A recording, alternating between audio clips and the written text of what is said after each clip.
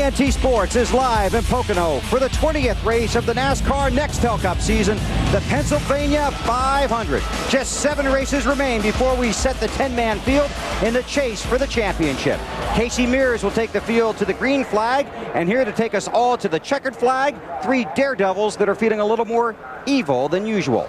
Alan Bestwick, Wally Dallenbach, and Benny Parsons. As you know, Bill, that's not hard to do around Wally. Hey, the NASCAR Nextel Cup Series raced here at Pocono last 7 weeks ago, and 16 of the 43 starters didn't finish the race. With 7 races to go in the race to the chase, BP, those mechanical failures that took a lot of those guys out of the race in June could be big today. They sure could. I don't think there's a tougher racetrack on the circuit on the engine and transmission than Pocono, because to go down the corner, these guys have to shift down and also try to accelerate off the corner hard on transmission. Here, 7 weeks ago, Mark Martin had a top 5. Engine goes bad. Also, the 88 car of Dale Jarrett, another car, solid in the top 5, has an engine problem. If you get these, if these guys can get the 100 points or so they lost back, they might be in good shape for this top 10 7 races from now. Dale Jarrett was in the top 5 in the final laps of the race when he had his mechanical failure in June. Wally, 1 hour of practice for these drivers this entire weekend, and that was before qualifying Friday. How does it affect them to start the race? I don't think so much. They were here 5 weeks ago, and they have setups. They have all the notes. I don't think it's really a big deal. It's a big deal for somebody like Matt Kenseth, who went to a backup car. He's got 2 laps on his car.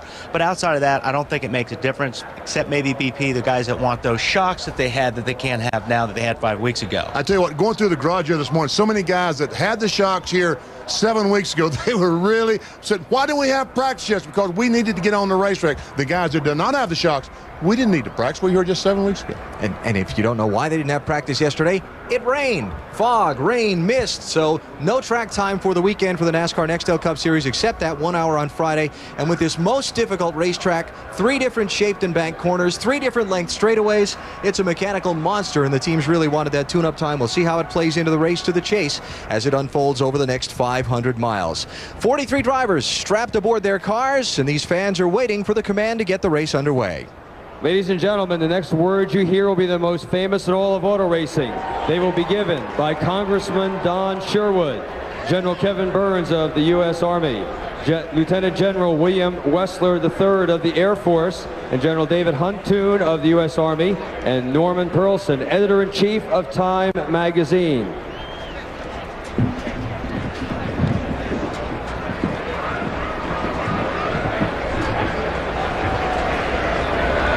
Gentlemen, start your engines!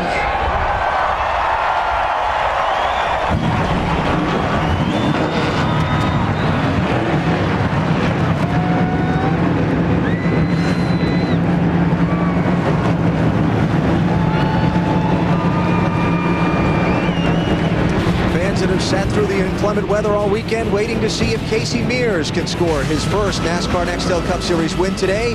Only one driver has gotten his first win at Pocono in the past. That was Jeremy Mayfield.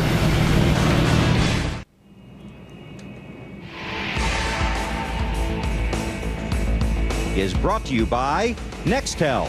Coast-to-coast walkie-talkies in under a second. NASCAR and Nextel, partners in speed. By Chevy, the winningest name in racing, an American revolution. And by KFC's $4 meals. 3 tasty meals complete with 2 sides and a biscuit for only $4 each. Grandstands are filled on this massive 2.5-mile triangular racetrack in the Pocono Mountains of Pennsylvania. The cars that'll start the Pennsylvania 500 moments beginning to roll off of the pit lane. I used to live about a 2-hour drive from here down near a little racetrack in New Jersey called Wall Stadium. And a fellow by the name of Ray Evernham made his name there racing modifieds at that racetrack. Actually, a lot of competitors made names for him there too, but we can't say those on television. Evernham owns the cars Jeremy Mayfield and Casey Kane will drive today, but Friday he got back behind the wheel so he and Jeremy could show him the do's and don'ts of Nextel Cup racing while Wally was away in New York. The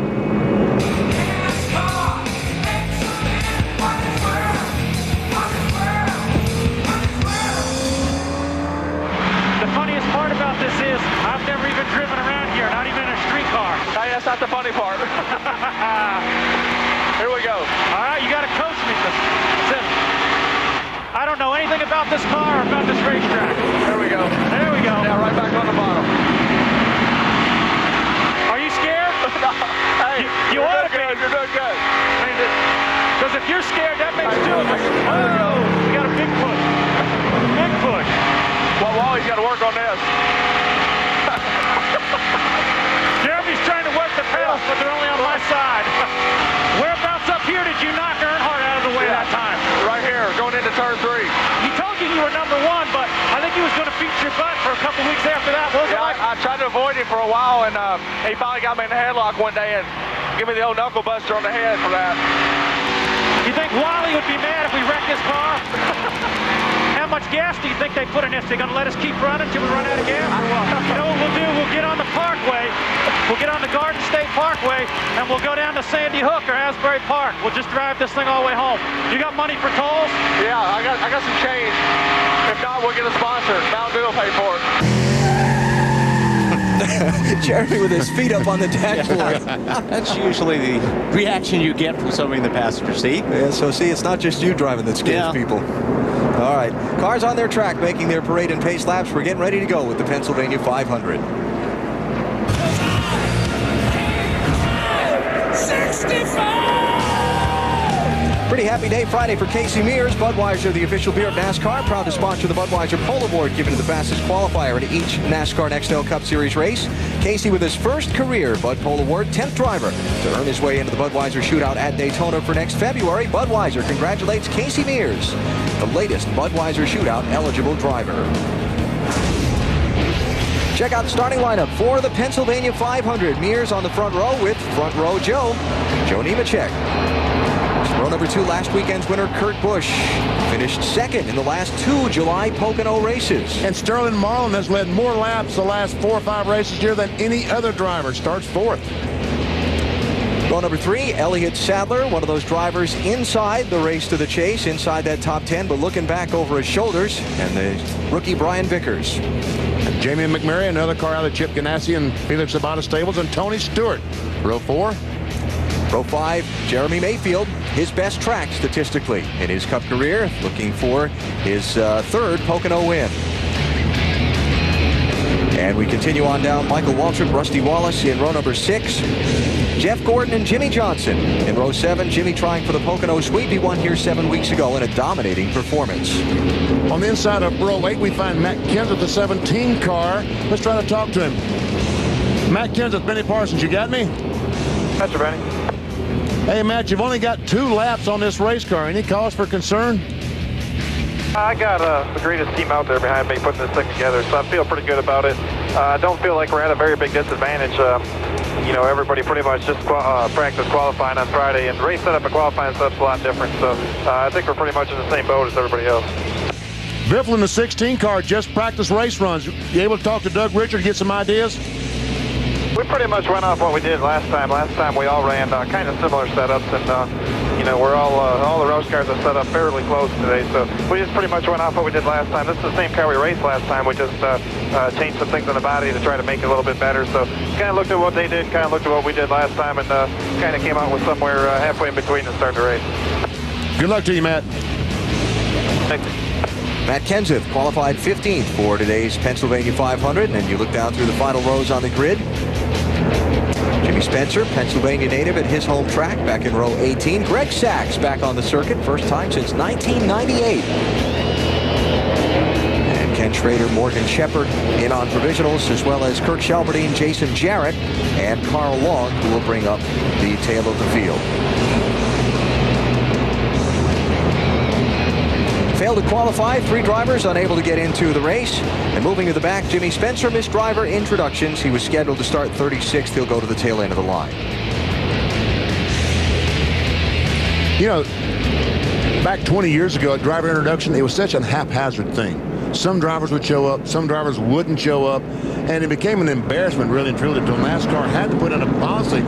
Hey, you miss it, you go to the back of the field. And guess what? Everybody started showing up. Imagine that. And they should. It's for the fans. Get out there in front of them. Let them see you before you go racing. All right, we're a lap away from the green flag. Let's check some final stories on pit road, starting with Marty. Well, Benny talked about mechanical failures here in June. Same thing happened to Joe Nemechek. Had a top 5 car, then he lost 4th gear, then second gear, then 1st gear. Ran the last 170 laps of this race with 3rd gear only. Today, same car, same setup as here in June, and currently all 4 gears, hoping for their first win of the season. Matt? For the next 2 weeks, the big number for Jeff Gordon is 4. Today, he chases his 4th Pocono victory. Next week, his 4th Brickyard 400 trophy. Crew Chief Robbie Loomis brought the same race car they expect to take to Indy next week. If it performs well today, they will take it to the Brickyard. He made the car tighter setup-wise than they had here in June due to no practice. Trying to improve on their finish here in June, which was 4th. Dave? Matt, I've already celebrated green-white checkered with the fans in the stands, so why not celebrate with Ryan Newman's crew? 100th career start for Ryan here today. But did you also know it is the 800th start for Penske Racing? And in that time, they've amassed 53 victories. So why is the pole man starting 30th, you might ask? Ryan Newman's car very, very tight in the second turn here. He'll start all the way back in row 15. Bill? Dave, we heard Benny talk about the troubles Mark Martin and Dale Jarrett had here in June, but maybe this is their get-well track.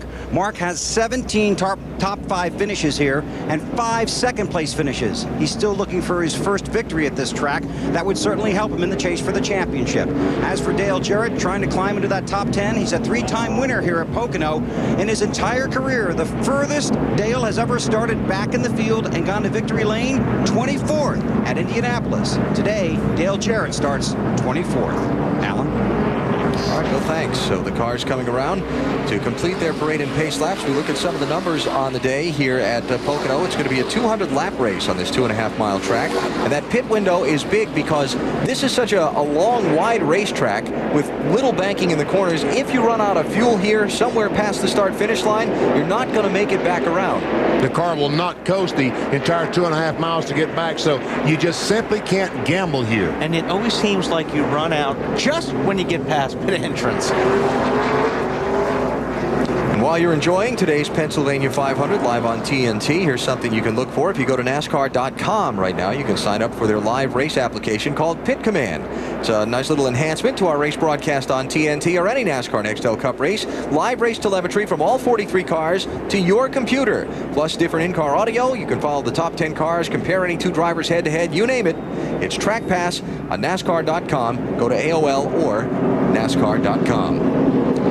Weather today, it's muggy, it's overcast. We could have a threat of showers later on, but for now the track is dry, and the fans are screaming. We're green at Pocono in the Pennsylvania 500. There's a couple guys there that did not get a very good start. Rusty Wallace being one of them.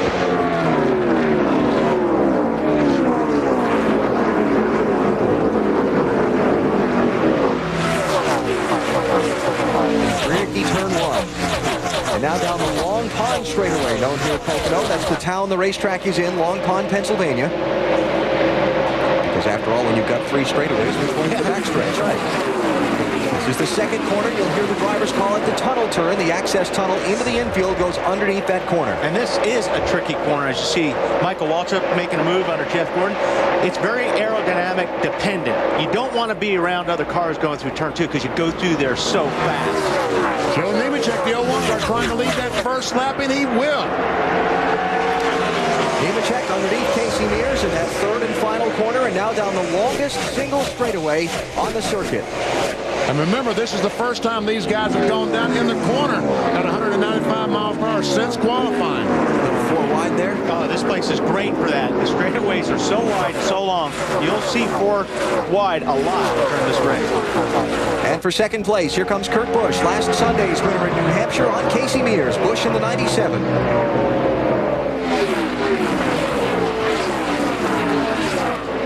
If you can get up underneath somebody getting off of turn 1 and run with them all the way down the Long Pond, it's really your corner in turn 2. You want to be on the inside. Sorry, Walt. Brian Vickers in 25, working on Jamie McMurray, and he'll pick up the 6th position. And Tony Stewart, the 20 car, trying to make the pass on Jeremy Mayfield on the outside. A very courageous move on Tony's part. Hear him shift right there. Get down to turn 1, downshift. And we talked about Joe Nemechek losing all the gears in his transmission back in June, except third. Well, third is actually 1-to-1. That's a normal high gear in a 4-speed transmission. got very loose getting into turn 1 there. See his car get sideways. A little bumpy down there, too. Jeremy Mayfield on the move in the 19. Started 9th. Trying to pick up 8th spot from Stewart. Well, that's a tough corner to go and do side by side. Held him off. Casey Mears slipping back to 3rd. Maybe in danger of losing that spot to his teammate, Sterling Marlin. Bill, what's up there? Yeah, Allen just too tight, so he's going to probably lose a few more positions. Already talking about what they might be able to do when they pit. But that 41 car for Mears, tight off, Wally. Tight off. Which means? Which means it won't turn. You get on the throttle, the nose will slide up the racetrack, and it's a throttle-induced height. So when he's on the gas, the car quits turning and it slides up the racetrack. Guys turn up underneath you. That's where they can pass you when you're tight. And yes, that is Sterling Marlin's car, just a different brand for his sponsor on the side of the car this weekend. What was that? Was that just a piece of trash that just blew off there? The last lap, I noticed some trash going in the tunnel corner.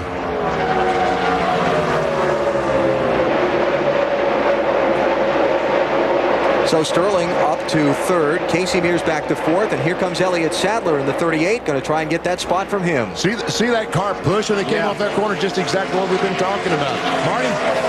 BP, you talked to Todd Parrott, talked to Elliott Sadler. They are excited about this race in Indianapolis next week. He's driving a brand new car they built kind of specifically for Pocono and Indy. Very good in these flat racetracks. When they tested Indianapolis, many of the teams there said that 38 was by far the best car there. If it runs well here today, and they expect that, they will take it to Indianapolis. They think it could win both races. Remember, Bill Elliott did that in 2002. Using that word tight a lot, let's open the old Home Depot virtual garage and show you what it means. I mean, that's something these teams fight all the time, is that tight off. What happens when you go in the corner?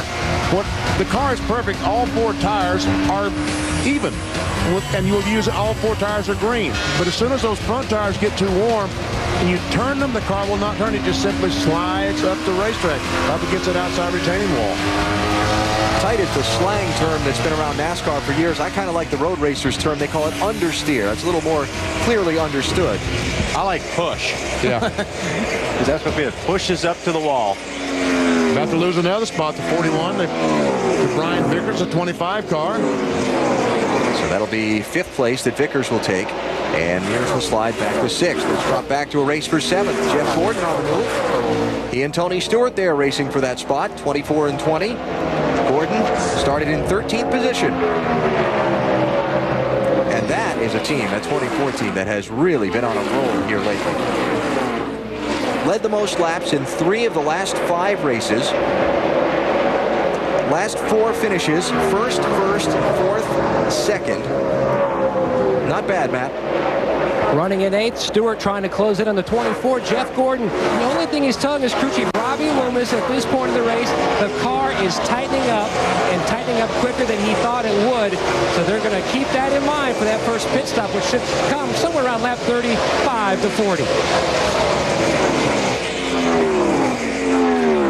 Normally when the car, if it's tight this early, it's only going to continue to go that way. So they're definitely going to have to adjust and make that car loose that first pit stop. There's Kurt Busch, last weekend's winner, running in 2nd. Marty, he's about a 2nd and 7/10 behind the leader. Pretty strong, trying to chase down Joe Nemechek. He finished 5th here in June, Allen, and decided to bring back a different car and completely different package. Looks like it paid off. A little loose in with no right front spring, a little bit tight off, too much left rear, just like last week. Doing pretty good. Last week, of course, he won the race, and Jimmy Finney said they brought a different package here because we weren't good enough to win the race, and finishing 5th right now just isn't good enough. How good was Kurt Busch last Sunday at New Hampshire? He started 32nd and won the race. Joe Nemechek is out in front early in the Pennsylvania 500 from Pocono Raceway. Kurt Busch, Elliott Sadler, Sterling Marlin, and Brian Vickers are the rest of the top 5. NASCAR on TNT, live from Pocono Raceway with the NASCAR Nextel Cup Series Pennsylvania 500. 9 of 200 laps complete, about to be 10. Joe Nemechek is leading. He took the lead from Casey Mears, the pole sitter, on the first lap, and has opened up a 2 1/3 second advantage on 2nd place, Kurt Busch. You see the gap 1st to 2nd coming at you. Elliott Sadler runs 3rd, Sterling Marlin 4th, Jeff Gordon 5th, Tony Stewart is up to 6th. Jimmy Johnson 7th. Brian Vickers back to 8th. You see the pole sitter Casey Mears in 9th, and Greg Biffle running 10th. Talking about Matt Kenseth earlier and the fact that this backup car, he only had a couple of laps on the racetrack. His 2 qualifying laps, he had kind of an unusual incident on his primary car on Friday that put him into the backup. Matt? And back in June, Kenseth had a tire go down early in the race, and he came on the radio and said, maybe I have a flat right rear tire. He says the chassis is just not handling like he wants. It is plowing everywhere. He thinks it may be the tire, but then again, he thinks maybe it's not. He's just going to see what happens. The guys, though, are on the wall in the pit in case he does have to duck off turn 3 to hit pit road. This is a pit road. You can, if you're close enough to the leader, I'm not sure Matt Kenseth is, but you can make a pit stop, change 4 tires, and stay on the lead lap. As long as you're not too far behind the leader. Exactly, and he might be too far behind the leader. And talked about an unusual incident on Friday that put him into the backup car. He got kind of busy coming down pit road during practice. As we check on the race for 4th place. Jeff Gordon is, boy, I tell you what, Gordon is coming to the front. Started 13th. He's taking over 4th from Sterling Marlin. Yeah, Kenseth was coming. He had made a practice run, was coming down pit road to go back to the garage area. He was taking down the window net, talking on the radio, and he just kind of got behind on his steering and hit pit wall where you go back in the garage area. How about that for embarrassing? And ripped the left side off of it. Dale Earnhardt Jr. has been sliding backwards some since the drop of the green flag. He took the green in, where is it, 16th place, Marty, and now he's fallen back quite a bit. Yeah, Alan, more like free falling. He's lost 20 positions back to 36 because the car is extremely loose. To him, it feels like a tire is going down, but remember, they had no practice yesterday, so they couldn't really figure out, if it could be a tire going down, if the setup is just that loose, but really loose for Junior, having a hard time hanging on to it. Let's watch him. Watch him from inside the car. He goes down straight away, shifts into high gear. Now he'll get on the brakes, and I don't know if he'll downshift before or in the middle. Right now, downshifts. Oops. Uh-oh. Locked up. That was not Junior. That was the camera, folks. Don't get excited. Check the mirror. Shifting on the backstretch as well.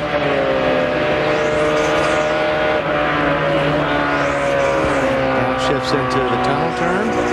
See those big bumps there? There's the loose right there. Whenever you see the hands go to the right, that's loose. All right, let's check back up front as Tony Stewart is on the move. He's trying to get a spot away from Sterling Marlin. This will be 6th place. Jimmy Johnson just went through Marlin ahead of him. There's the 48 car, so the defending, well, the most recent winner here at Pocono, I should say, Johnson, Bill, is up to 5th. And moving forward, despite Allen, he says the car is getting tighter and tighter off the turns, and it's a little weird over the bumps. Also, guys, in turn 3, he said it's getting really slick. It feels like I need a softer tire, is what he told crew chief Chad Knaus. Basically, the complaint from a number of drivers, no grip. I don't think he's going to get that softer tire, but certainly not today. No. But, looking at the cars, Jimmy Johnson, Tony Stewart, Jeff Gordon, all 3 of those cars look the best in turn 1 over the bumps. Stewart was right on the bottom. Jimmy Johnson leads the Nextel Cup Series championship standings, but because of this race to the chase and the new system used to determine the champion this year, he's really not getting a whole lot of attention for it right now. And earlier this weekend, we asked him his feelings on potentially having a big point lead wiped out at the end of the Richmond race. He said, well, it doesn't matter. My feelings are irrelevant. I've been vocal and expressed some of my opinions on the point system, my likes and dislikes of it, but at the end of the year, I should say, it doesn't matter. We all know what the point system is, and we're all racing under it. And we've put in a great first half, getting into a great 2/3, and we've got to step up and nail it in those final 10s. So, like I said, it's hard not to let your mind wander and wonder if, but I can't spend too much time doing that. The Slows team can't spend much time doing that because that's not what the trophy is based on this year, and it's time to get to work. Exactly. But the wonder ifs will be afterwards if he loses. That's the thing. You don't think about it now, but he will be wondering if he doesn't win this championship. Oh, certainly, but that's not the way the rules are this year. Well, I know, but you're going to think about it. Yep. Now, if you had last year's rules, I would be the champion, but guess what? We don't have. We got better rules this year.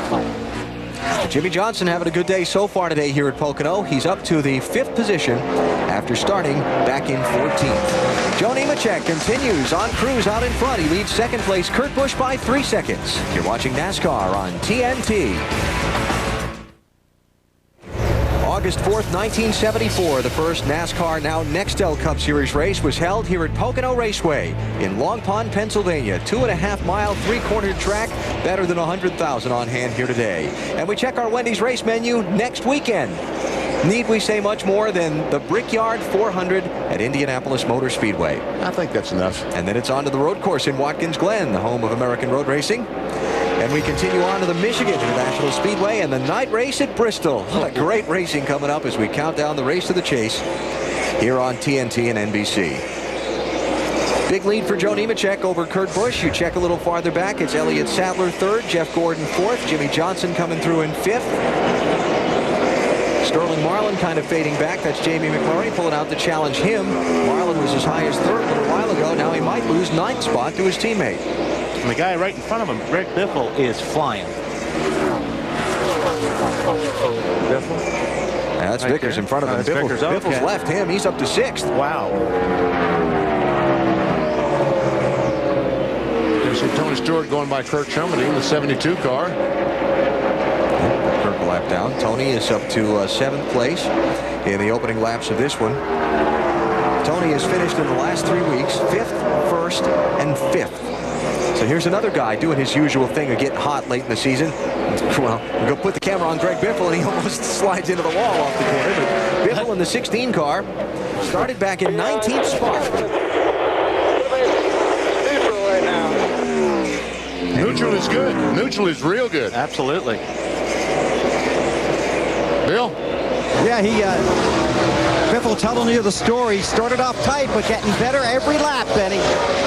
And I talked to Doug Richard, the crew chief on the 16, and Friday during the practice, since Greg had to go to Colorado and run the Busch Series race, they did all practice runs on Friday.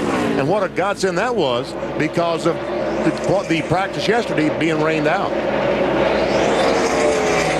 The lead is pretty well in the hands of Joe Nemechek at the moment, so here's the plan. We're going to take a break here, come back and go through the field, all the lead lap cars. That'll get you back to about 38th spot. We're back in a minute on TNT. It is a sunny afternoon in Pocono, Long Pond, Pennsylvania. The Pocono Raceway 500 miles for the stars of the NASCAR Nextel Cup Series. Joe Nemechek started outside the front row and took the lead on the first lap, and he's the guy so far. We're going to take you through the field. It's time for a visa through the field. Let's start with the guy that's number 1. Here's Marty. On a nice leisurely Sunday drive is Joe Nemechek out front, checking out from everyone. Little Snugs, the only thing he said on the radio, his team's been on a roll lately. 2 top 10s in their last 3 races. Kurt Busch started 3rd, currently in 2nd. He said he's got no overall grip. Radioed on lap 15, just a little bit tight, starting to get a little bit tighter the longer he runs. Matt? Jeff Gordon 3rd in points, entering Pocono. 3 wins here on this triangled racetrack. We told you earlier, said the car was tightening up. Now the car is tighter in the tunnel turn. Pretty good, though, in the other 2 turns, Bill. Boy, an outstanding start to this race for Jimmie Johnson. Looking for the Pocono sweep. Started 14th, has climbed to the top 5. Basically nothing wrong with that car. A little tight off of 3 and a little loose in 1, but he's going the right way. As for the 16 car of Greg Biffle, started off tight. It's gotten a little freer just about every lap. He is very pleased with how that car is performing. Marty? Well, in the last few laps, Elliott Sadler's fallen from 3rd to 6th here. His car is tight, and as that fuel burns off with all these cars, it gets tighter the longer he runs. Start number 197 going for win. Number 3, Tony Stewart having a fine run. Good on entry, he says. Loose off of 1 and 2. They said, hang in there. Piece of cake, guys, with his quote back. Matt? Brian Vickers said one of the best cars here in June, currently runs in the 8th position. Now, Brian says the car, much like some of his other teammates, the car is a little loose, especially in 3, a little tight in other areas, Bill. Mark Martin had his worst starting spot ever at Pocono, 21st. He has climbed into the top 10. I talked to his crew chief, Pat Trayson, a few moments ago. Pat said, we're doing fine. On the radio, he said to his driver, go get him. Matt? Rounding out the top 10 is Jamie McMurray in the 42 car. He finished 9th here in June. He entered today 13 to the championship standings, only 134 markers out of that top 10 spot, trying to make a big push here today. The car a little too tight early on. Alan? Caution-free so far, Joe Nemechek has led all of the laps, averaging 161.9 miles per hour. He has lapped the 38th place car, Morgan Shepherd, and next ahead of him to be put a lap down is going to be Dale Earnhardt Jr. And so many cars out here really need a caution flag to get some adjustments made to these cars. No practice on Saturday. Let's continue our visa through the field with 11th place Michael Waltrip. Matt. Michael Waltrip having a good run. Now, he told his crew chief Slugger Labbe earlier on, he says the car off of turns 1 and 2 is very strong, but I need the most help on entry. He crashed out here in June, but finished 4th 1 year ago, Bill. Matt Casey Mears started on the pole, his first pole in this series, but since the green flag, he's been going the wrong way, and this might tell you why. Man, that thing is horrible center off. It won't roll the center at all. And the front end's really bad center off. I'm still really loose getting in. So it's been a disappointing start. Mears would definitely like a caution to work on that car. As for Jeremy Mayfield in the 19 car is real tight. No front grip is what Jeremy's telling his crew. Marty? Bill, a little forward progress for Kevin Harvick. Started 18th, currently in the 14th position. He's one of those guys trying to hang into the top 10, 9th in points, only 5 ahead of Ryan Newman in 10th. A little loose in and loose off for Kevin Harvick. Matty? Defending series champion Matt Kenseth did not have a flat tire, but the car is just weird, Matty says. It plows everywhere, but also loose on entry. They're looking to make a significant track bar adjustment on their first stop, Dave. Dale Jarrett's had some trouble today after starting 24th. He couldn't downshift into 3rd in turn 1, reported on lap 7, and he just reported on lap 28. Jumped out of gear again. Hang on, Dale. The 9 car of Casey Kane, they've told him all day long, you're running as fast as the leader. He reported the car is a little bit loose and feels a little bit on top of the track. Look for them to pit around lap 32. Alan? Here comes Joe Nemechek about to put Dale Earnhardt Jr. a lap down. Now then, Junior is going to go a lap down, but maybe he can run fast enough to stay right behind the 0-1 car before Nemechek starts lapping other cars, and he would get the Lucky Dog Award. Ricky Craven is not too far ahead of Joe Nemechek, so it's going to have to come out pretty quick. Now we're hearing from pit road that we may begin to see some pit stops here shortly, so we'll hold up on the rest of the through the field for now and keep an eye on some guys making a dash in for some tires and some fuel. About to complete lap 30. I mean, right now would not be a bad time for Junior to go ahead and make a pit stop and make some adjustments, although he would not be awarded the Lucky Dog. And you know, the sun's in and out right now, which is going to affect this racetrack too. So they're trying to make adjustments to the race cars, but as the weather changes or the sun goes behind the clouds or not, it changes the racetrack. Dale Earnhardt Jr. started in 16th position. He fell back through the field. Way over. Really loose. And as you can hear, is struggling with that race car. And this is the 2nd place driver in the NASCAR Nextel Cup Championship standings. They say it's rolling over. Is that what he said, BP? I thought he said rolling over. It's really loose. Did you hear that part? Looked like he's waving. He's going to probably come in the pits this time. I don't think this is a bad idea on his part. Put a spring rubber in the right rear. Keep that spoiler up. Here he comes off the final corner, and indeed Earnhardt Jr. will come to pit road under the green flag at lap 30. 55 miles an hour is the pit road speed limit today, and Jeff Gordon is following Jr. down pit road. Gordon giving up 5th spot for a pit stop as well. Marty? Yeah, you guys caught part of the conversation. BP instead of just rolling over, it is so loose. They're going to go 4 rounds of wedge on the right side, 4 rounds of wedge on the left side. Those are major chassis changes. They talked about experimenting for Indianapolis this week. Matty? Steve Letarte already made a wedge adjustment on the right side of the car. Left side tires are on. He's away. The car was loose on entry into turn 2 and loose on entry into turn 3. Dave. 12 car of Ryan Newman has not been a happy car all day long. Loose in the turns off, tied off all 3 corners. They're going to make track bar wedge adjustment as he continues down pit road. Bill. Jeremy Mayfield on pit road. The car too tight. Air pressure adjustments. 2 rounds in the right rear and 1 up on the left side of the car. Dave. Here's the car down that long pit road. There goes the wrench in the window. Now they work on the adjustments, filling the car full of fuel. 4 rounds in the left rear. Big adjustment for Newman to try to get this car back in the hunt. Marty?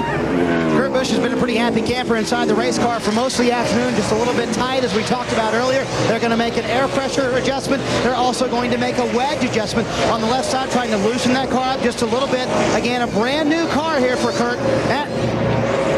And Michael Waltrip pressure. The crew already servicing the vehicle. We told you earlier he felt like he needed the most help on entry. Going to make an air pressure adjustment today.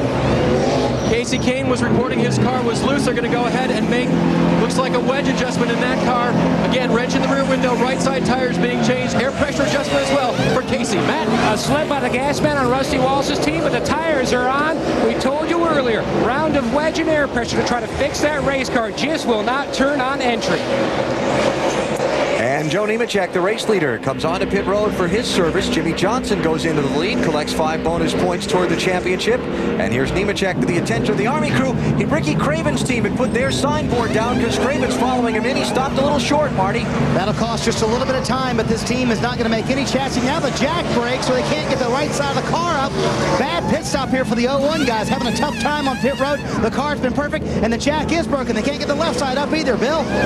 Working on the car of Greg Biffle, had to dodge the 80 of Carl Long, so that might have cost him a second or two getting into his pit stall. No chassis change, just 4 tires and fuel. That car's getting better with every lap. Marty. Loose race car for Tony Stewart heads back out on pit road. They've been 1 round up on the track bar, or 1 round down on the track bar, trying to tighten that car up. Dave? 99 car of Jeff Burton in wedge and track bar adjustment, air pressure as well. Jeff was reporting his car was tight, especially in turn 3. Bill?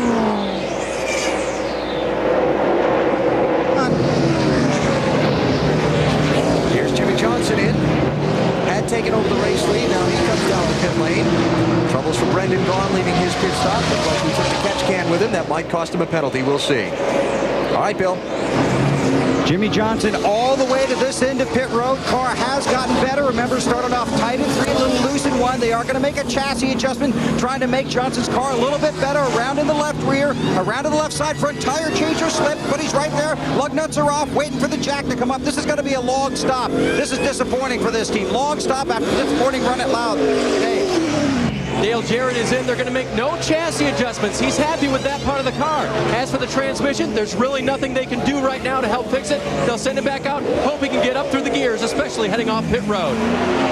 Busy place on pit road. By the way, Brendan Gaughan will come back in for a penalty for removing equipment from the pit box. And the leader at the moment is being shown as Elliott Sadler, followed by Matt Kenseth. Here's what happened to Brendan Gaughan. Left the wrench in there, Benny. Yep. Wait. Yep, you cannot leave your pit box with any kind of equipment on the car. Gas can, wrench, catch can, doesn't matter. Here comes Matt Kenseth onto pit road as Brendan Gaughan answers the black flag. Matt? The Killer Bees going to work on Matt Kenseth's Ford. Track bar adjustment for the 17. He said the car was just weird, plowing everywhere, but his biggest concern, though, was trying to fix the loose on entry. Down 2 rounds in the track bar, he's away. Oh, man, that front tire changer was done in about 12 seconds and want him to go in the rear tire changer a couple seconds slower. What a great stop of that 17 bunch. All right, so after the pit stop cycle around, here's your race for the lead. Kurt Busch and Jeff Gordon just about nose to tail, and look who's just in front of them. And you can see how bad that pit stop hurt Joe Nemechek. Yeah, because he's about 2 seconds behind these guys. That's right. So it's Kurt Busch leading, Jeff Gordon second, Greg Biffle third. Jimmie Johnson should cycle around to 4th, followed by Joe Nemechek 5th. Then Elliott Sadler, Mark Martin, Matt Kenseth, Brian Vickers, and Tony Stewart the top 10 as they get back up to full speed after the series of pit stops. There's Gordon. Man, that car looks fast. It does. So Jeff Gordon goes to the point. Left rear is just up in the air. We're unbelievably tight, leaving turn 3 now. That was Kurt Busch talking about his car. And you saw doing all those pit stops, all those adjustments in the rear of the car. What they were doing was trying to raise the rear of the car. NASCAR allows the height measurement on the rear of the car plus or minus a ½ inch. All these guys went through the technical inspection exactly right. They're trying to get that ½ inch that NASCAR gives them, because getting the rear in the air is going to help keep the nose down on the ground and help that tight off situation. By the way, Dale Earnhardt Jr. here is on the tail end of the lead lap. He's trying to stay in front of Jeff Gordon if he can and hope a caution will come out. I talked about Joe Nemechek coming down pit road. A couple of things went wrong on his pit stop. Ricky Craven is pitted in the next stall behind him, and Craven's team had dropped the signboard down because Craven was following Nemechek in, so he stopped the pit short, then moved forward. And then they had problems with the jack. The jack wasn't up quite high enough. And so it cost Joe Nemechek a pile of time. Instead of leading the race, he's 2 1/3 seconds behind Jeff Gordon. Very disappointing effort for the pit crew on their first attempt of the day. NASCAR on TNT at Pocono Raceway, where the Pennsylvania 500 is coming up on the 100-mile mark for the NASCAR Nextel Cup Series. You're looking at the race for the lead. Jeff Gordon in the 24, being closed on by Jimmie Johnson in the 48. Once again, ladies and gentlemen, it is my grand pleasure to cue the duck. Oh, that's my line. I got you this Darn, week. you got me this time. It is our Aflac NASCAR Nextel Cup trivia question. Who was the last championship leader to win a Pocono NASCAR Nextel Cup race? Driver who came into the weekend leading and picked up the victory here. Jeff Gordon. Very good. What was your clue? I don't know. Oh, okay. He was leading. He was leading. Thank you. That was en route to his 3rd series championship in 1998. He swept the Pocono races that year. Almost swept, excuse me. Just missed one in the June race to Jeremy Mayfield. So there you go.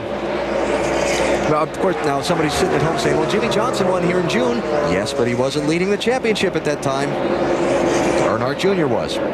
You know, if Johnson could go on and win the race today, I think there's about a $100,000 bonus for him for leading the NASCAR Nextel Cup points and winning the race. Is 90,000 close enough to 100? That's pretty close. Who puts that up? Nextel. We saw Kurt Busch move over and let his teammate Greg Biffle go by and take off after the Chevrolets. See if we can catch him. How about we check the championship standings as they run with Dale Earnhardt Jr.'s struggles today, back in 34th place, now a lap down to the leaders. He would lose 2nd place in the championship.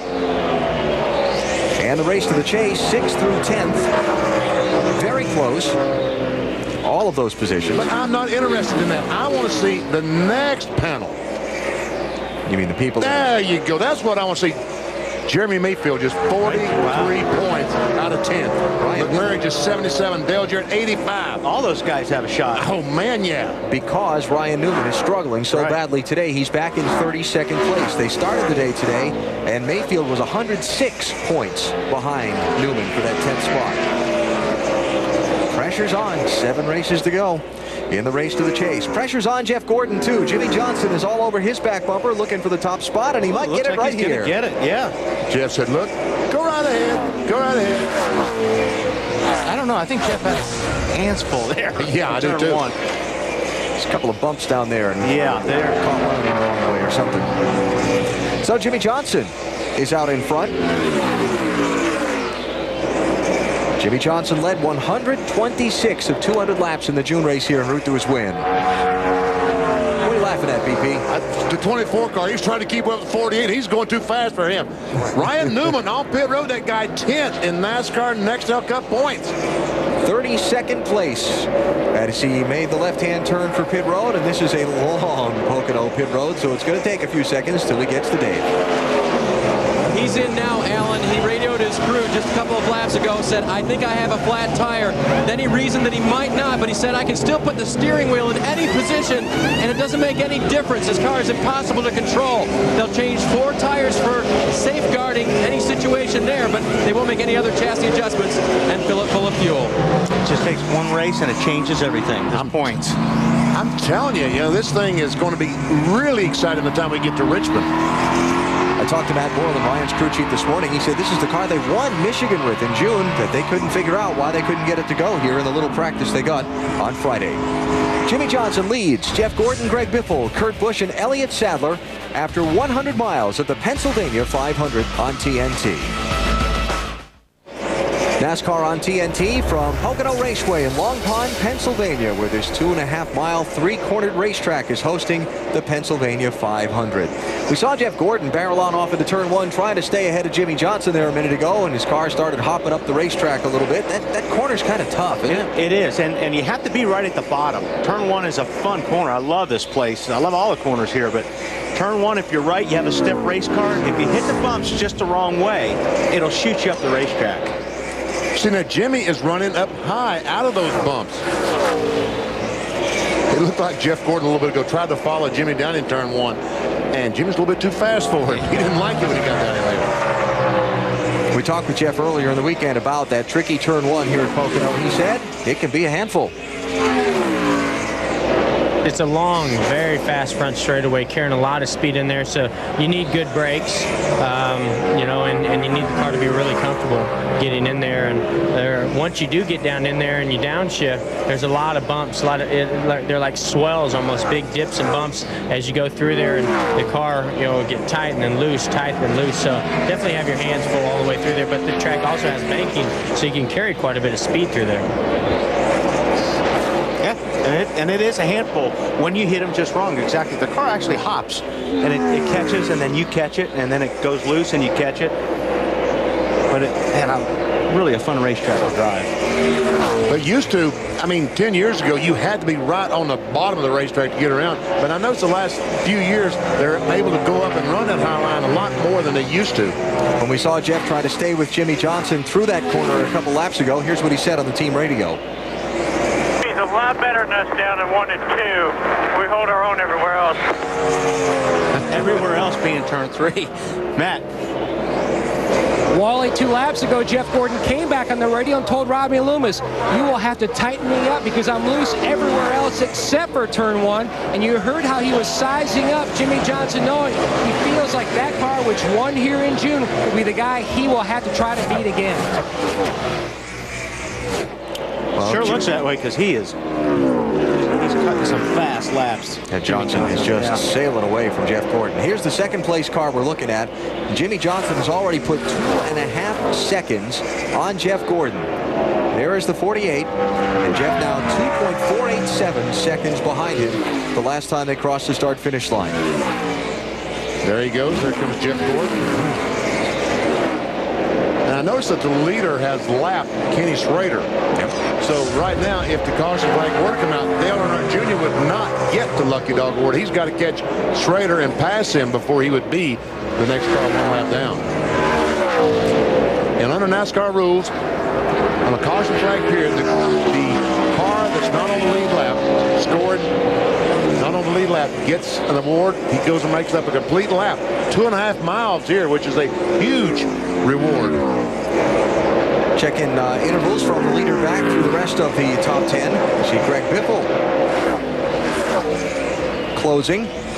Mark Casey Kane. How about that? Second fastest that lap.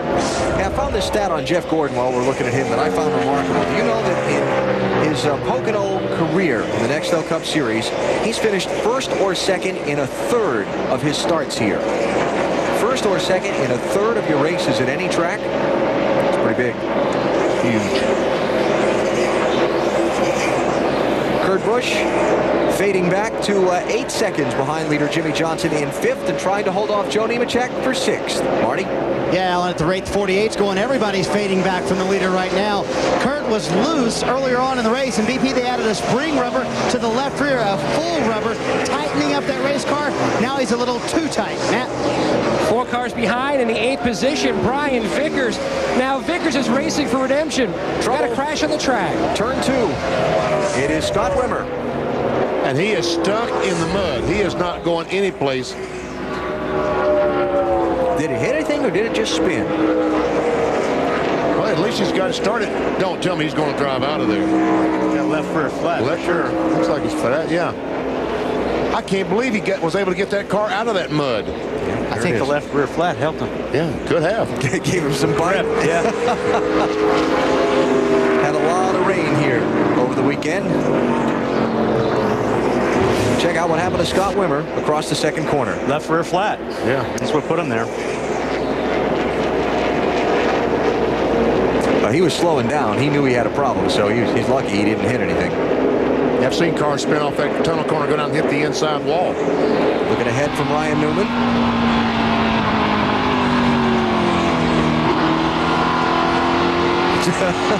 Where's your muddy? Where's your mud flaps? I may have to come in for a clean windshield there.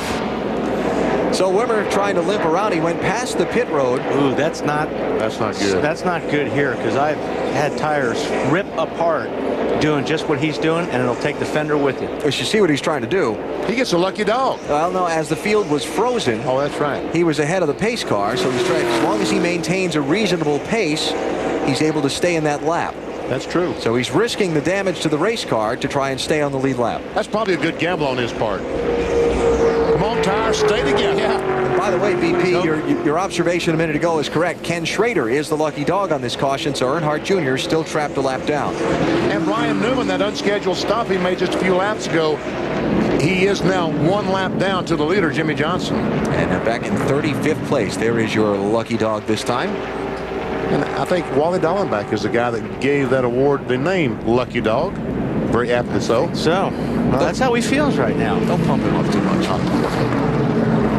So we'll see a set of pit stops here. Marty, what do you got? Coach. Hey guys, they're talking on the radio with Dale Earnhardt Jr. now. He said if we're going to change drivers, now is the time. John Andretti is suited up in the pits. He has his helmet on, a Budweiser uniform on.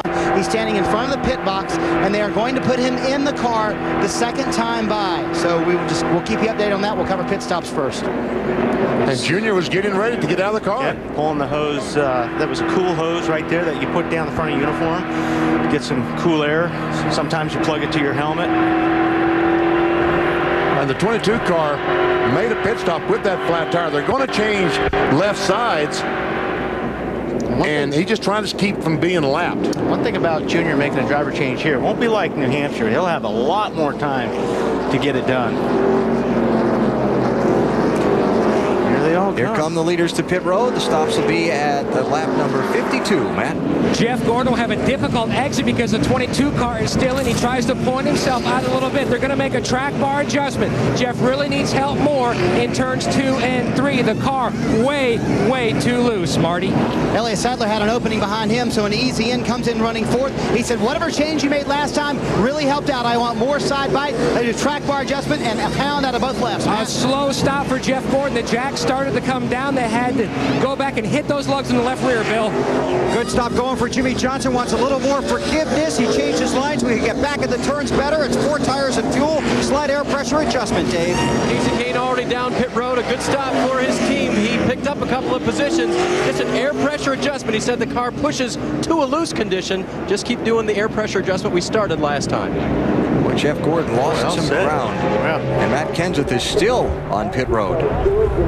Looks like they're working on the sway bar or fender adjustments, but I think they're making the fender adjustments. And of course here at Pocono, a caution flag lap takes such a long time. They've got the time. All they're giving up. I say all they're giving up. They're giving up track position.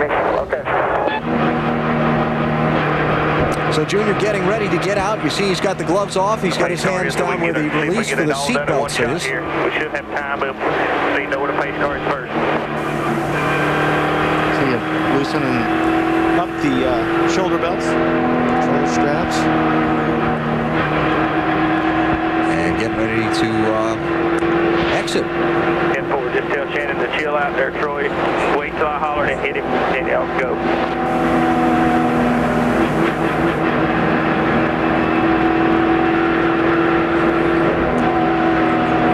Jamie McMurray is going to pick up a penalty from his pit stop because a tire was left in the outside half of the pit box when the car left, so he's going to have to go to the end of the line. I wonder if they have to. They use a seat insert. Yes, they do. With John. Yes. Yeah. I saw the thing sitting on top of the pit box. The seat insert is, well, obviously Dale Jr. is taller than John Andretti, so they make these inserts that you put in the seat that actually get you closer to the steering wheel and closer to the pedals.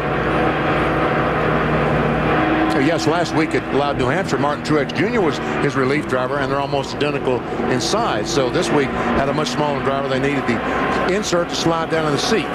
This kind of unexpected. I talked to Tony Newey this morning. He said that Junior expected to run the whole race. You see that one of the crew guys holding the insert right there.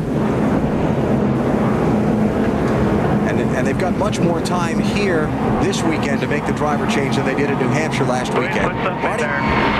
Yeah, Jake Guarneri went in the right side. B. Hoover went in the left side and actually put the insert in. John Andretti came to the shop on Tuesday, made that insert, molded it to Junior's seat. You see Andretti climbing in the race car right now. Dale Earnhardt Jr. has come back beneath the tent over here to get some shade. He said he felt like he was hurting the race team. His left leg was starting to go numb. That's where the most damage is from the fire that he suffered 2 weeks ago. And he said like he just couldn't feel the brake pedal, so maybe he was hurting the way the car was performing, and the car was not performing that well. Expect these guys to maybe experiment a little bit for the rest of this race. Use this as a test for Indianapolis, because remember, they did not test Indianapolis as a driver change approaches 50 seconds now. You see, remember last week they had to do this very quickly, as you guys talked about. A lot of time here at Pocono, very long caution laps as they will try to beat the pace car out.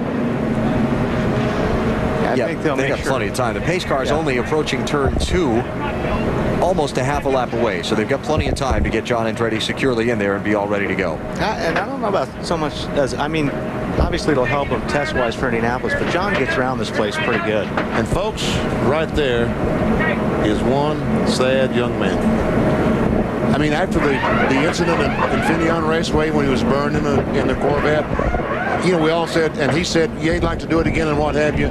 But now, 2 weeks into it, having to get out of his race car, he's probably having some second thoughts about it. Because this is not good to get out of that race car. Pit work complete. John Andretti will rejoin on the lead, well, in the same lap that they were in. Still 1 lap down after Earnhardt Jr.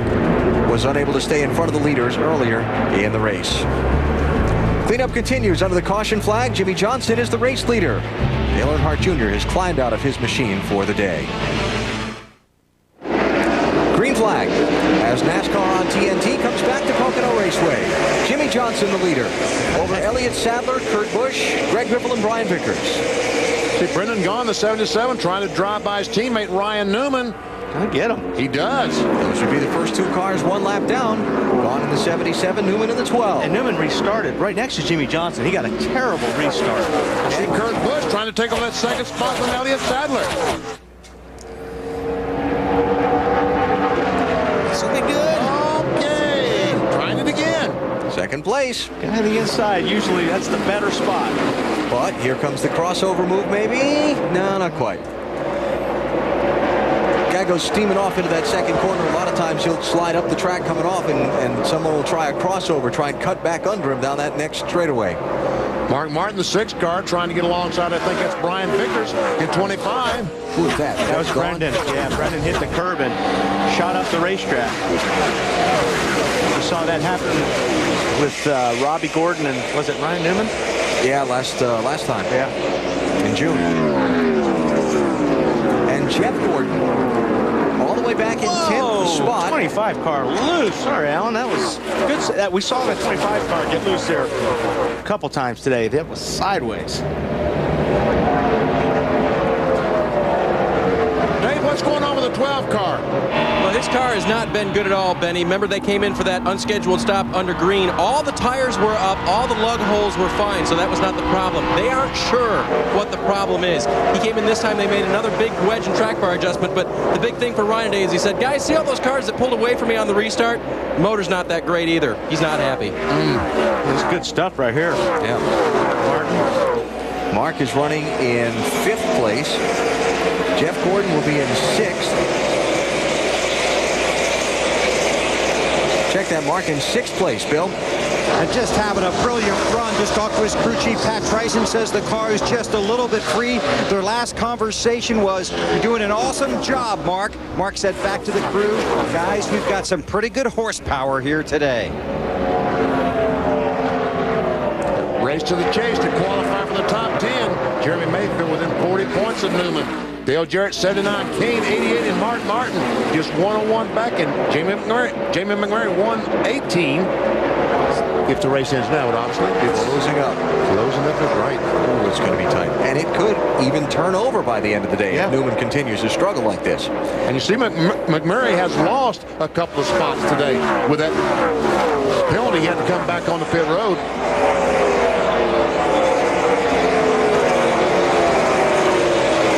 Joe Nemechek trying to make his way back toward the front. By the way, Mark Martin is in 5th place. One of our scoring computers locked up. I had to go to the backup. The backup. Yeah. But that's why we have a backup. Now, we talked about a minute ago, Jamie McMurray and Jeff Gordon having problems during this last set of pit stops. Let's go back and show you what happened to them. You know, the same thing with Jeff Gordon happened on the 01 car. They go around the left side. Jack goes under the car. They jack the left side up. Everything is fine. Left front guy's okay. The left rear is the one. See, it's too low. The car is too low. They've got to jack it up some more. The left rear is the one that hangs down the most. They've got to get up a little higher. And you watch this. You watch the tire from McMurray's team come right in front of Michael Waltrip. And that's why they made that rule. So that the teams would not lay their tire down in front of that car behind them and block them. And cost them time on pit road. Exactly. And damage the front fenders when you hit it and all the rest. Michael was kind of lucky he didn't catch that tire leaving.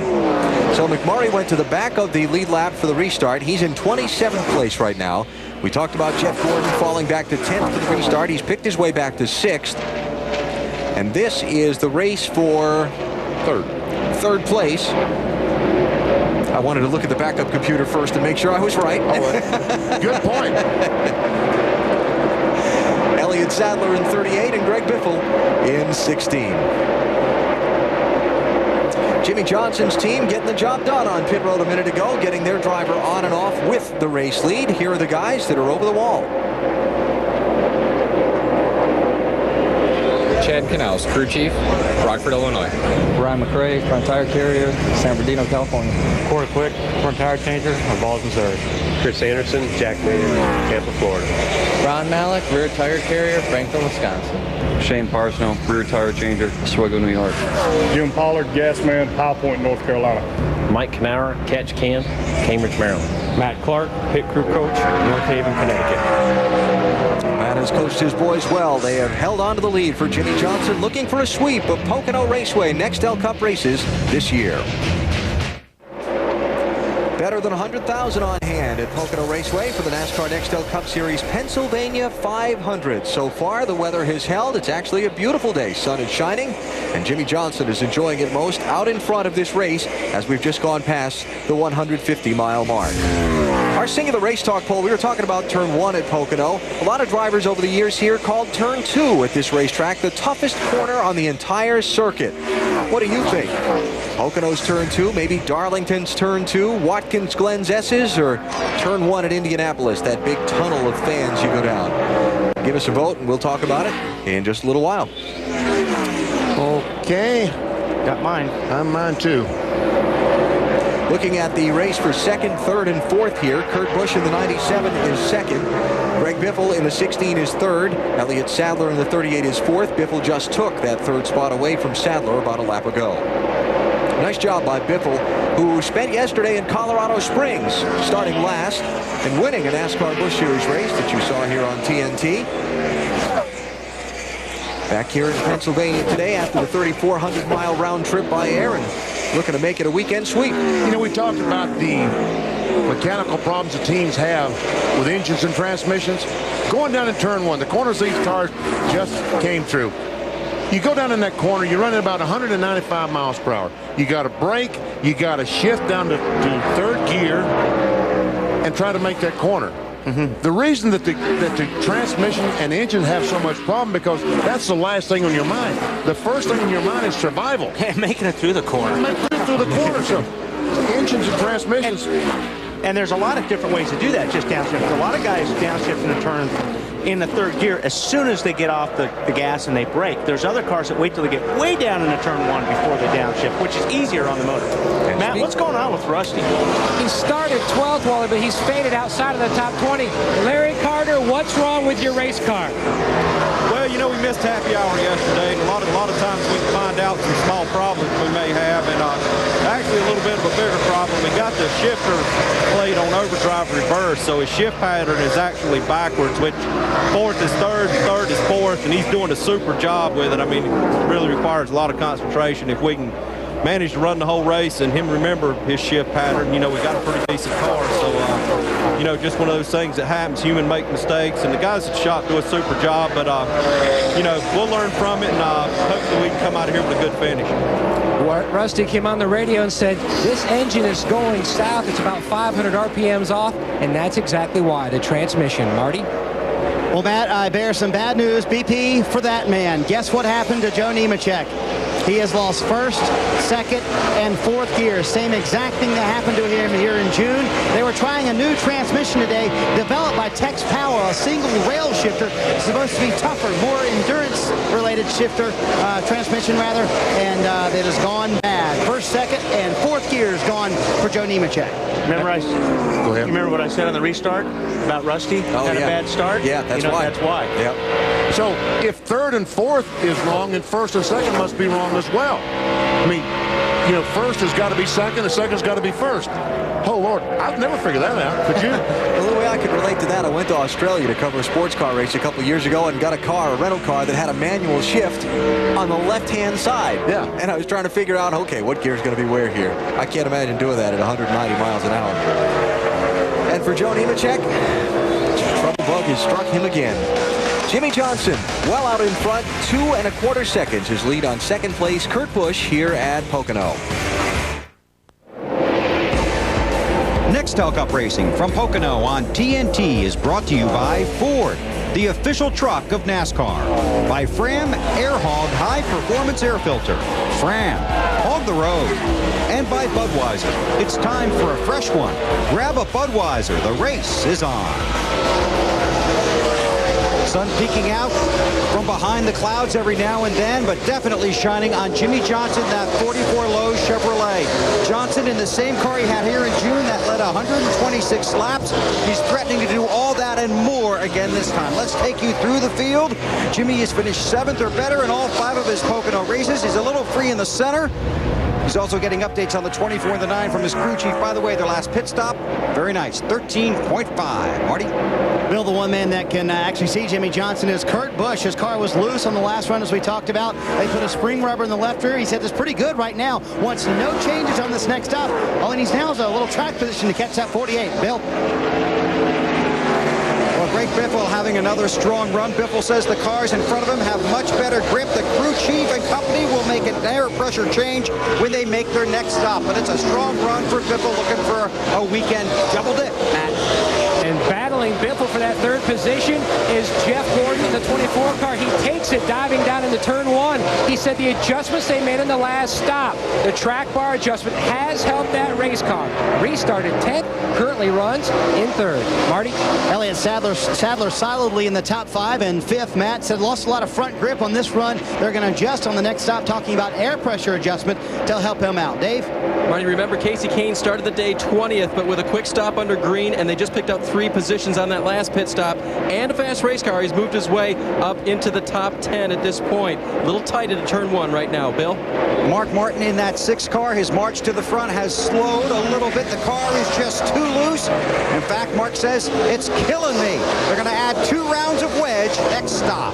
Marty? Well, Bill, being loose is also killing Tony Stewart. His quote was, we're wrecking loose going into turn 3. That was on lap 68 just a few laps ago. Tony, like most of the teams, probably about 10 laps away from pitting. Matt? 2 issues for Brian Vickers. He says the entry is not bad when he gets off the corner and on the gas, but he really needs some help in the tunnel turn. His other issue, he is under the weather today.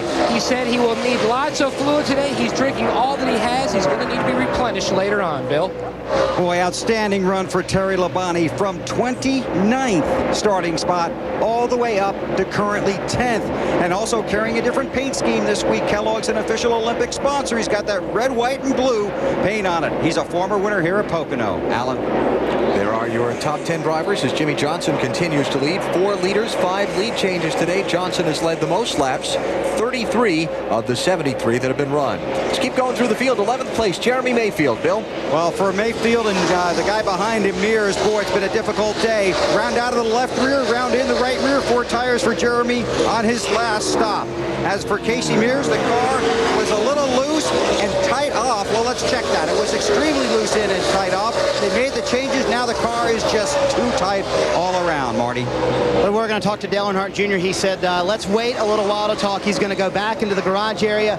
He wanted to talk, and he said, you know what, let me collect myself. Very emotional when they got out of the car. He's still upset. Sat on pit road for a long time watching his team. The 12 car is on pit road, Dave. Marty, the 12 car of Ryan Newman is in again. Still very unhappy with that car. Another wedge adjustment, left side tires changed, and work on damage on the left front fender. Man, costly day in that race to the chase for Ryan Newman and company. Goes another lap down. So Newman shown back in 33rd place. He'll probably drop 1 spot as a result of that pit stop. 34th, a couple of laps down. race for third place. Kurt Busch, 97. Greg Biffle, 16. Jeff Gordon has passed them and left them. I'll tell you one thing, Ryan Newman in the 12 car, they really need to get this car better here at Pocono, because next week these cars go to Indianapolis Motor Speedway, a track very similar to this racetrack. What works here should work. Oh, Biffle just runs in the wall off turn 1. So Biffle will see if he did any damage to the right side fenders of the fourth place car. See any tires? Got away with it. Yeah. Matt, you got something for us on Ward Burton? Ward Burton also using Hendrick Power, having an outstanding day. Qualified 27th, has slowly made his way up to 13th. Earlier in the race, he was sliding the nose, and also the car was too tight trying to get back in the gas. Air pressure adjustment has helped, Marty. Joe Nemechek hanging in there with just third gear, Matt, and they had this problem in June. Nursed it home with a top 20 finish. He said when he gets behind other cars, he just stops, cannot turn behind other cars in traffic. Dave? In his 51st start here at Pocono, Ricky Rudd currently runs in the 15th position. That's after starting 33rd. It's been a good day for them. They made no chassis adjustments to the car in the last 2 stops. It's running well. Marty, back to you. Well, Dave, Kevin Harvick said they are just killing us off the corners. That's where we're getting beat. I have nothing for these guys. Remember, a lot of teams are shifting 6 times here. Harvick just doing it twice. Dave? The 10 car of Scott Riggs, he was really tight from the center off the corner. He said, guys, let's take a rubber out of the left rear on the last stop. In fact, take the biggest one you got out of there. They did, and the car's a little bit better, Matt. Even with the transmission trouble, Rusty Wallace slowly making his way into the top 20. Currently runs the 18th position. Now, in his last stop, they made some significant adjustments to try to help his race car. It was very loose on exit. It just will not turn in the center of the corner. Marty? Well, Matt, Robbie Gordon's had a tight race car for most of the afternoon. Had his career best Pocono finish here in June, finishing 8th. The same race car. He said, I want a little more of what you did for me last time. They have not freed it up yet. Matty? This is not the day Jamie McMurray needed. Entered the day 13th in the championship standings. Been struggling most of the day. Even bounced off the wall once as the 9 of Casey Kane passed by. They made a track bar adjustment and pulled a spring rubber out of the left rear on his last stop. Dave? Matt, Jimmy Spencer's car was very loose. They made an adjustment last time, and the car was quite a bit better, but he said, I've still got no rear grip, so they made yet another air pressure adjustment for Jimmy on the last stop. 99 car of Jeff Burton, his problem, it's tough anywhere where you've got 4 corners, but even when you got 3, he said, I can't turn. Very unhappy with the way that car is handling now through the turns, Bill. Dave, for the 18 of Bobby Labonte, first check, he was loose. So they put on 4 tires, added fuel, raised the track bar, made a huge wedge adjustment, and changed the air pressure on the tires. Last update from Bobby Labonte, still loose. Matt Kenseth just moved into the 24th position. Not been a good day, hasn't been a good weekend. If you just joined us, he's in a backup car after hitting the pit wall during practice. He is still all over the racetrack. He says the car is just sliding, tight and loose. Matt, the transmission problems on the 88, intermittent. Nothing recently on the 88's transmission. And in the last 2 pit stops, no changes to the chassis. So it's handling pretty well for DJ. Alan? Developing story on the 8 car. There is a minimum speed, a minimum lap time you must maintain. And right now, the 8 car with John Andretti aboard is not maintaining that minimum time. They're being black flagged by NASCAR for being too slow. Marty?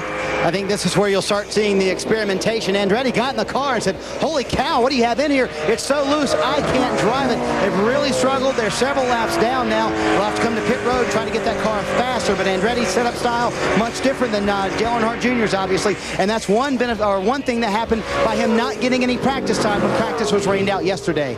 I'll tell you what, that car is really rolling over. I can't believe how much that car rolled. Get 4 tires filled up with gas, and then come to the garage. This might be a reason why. This was just a couple of laps ago.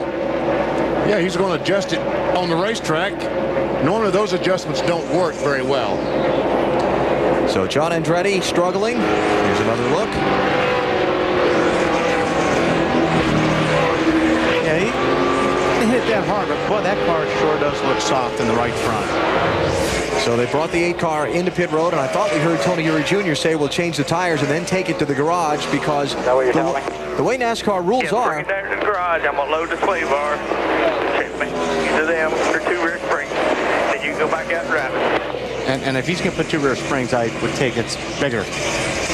The way that the rules are, when your car doesn't meet the minimum speed, You only have one chance to try and get it back. You know, he can only come back onto the racetrack once and try and meet that minimum speed before if he doesn't meet it when he comes back, he's got to park. Load it up. Jimmie Johnson out in front, coming to complete 200 miles as he crosses the stripe here. Pit stop's coming. We're coming back for him on TNT. As we come back live to Pocono Raceway on TNT, caution is out for the second time in the Pennsylvania 500. Morgan Shepherd apparently losing an engine and dropping oil on the track. Caution, big break for a lot of teams who were less than 10 laps away from having to make a green flag pit stop while the pace car picks up the field. And before pit road is open, let's give you our NASCAR Busch Series update.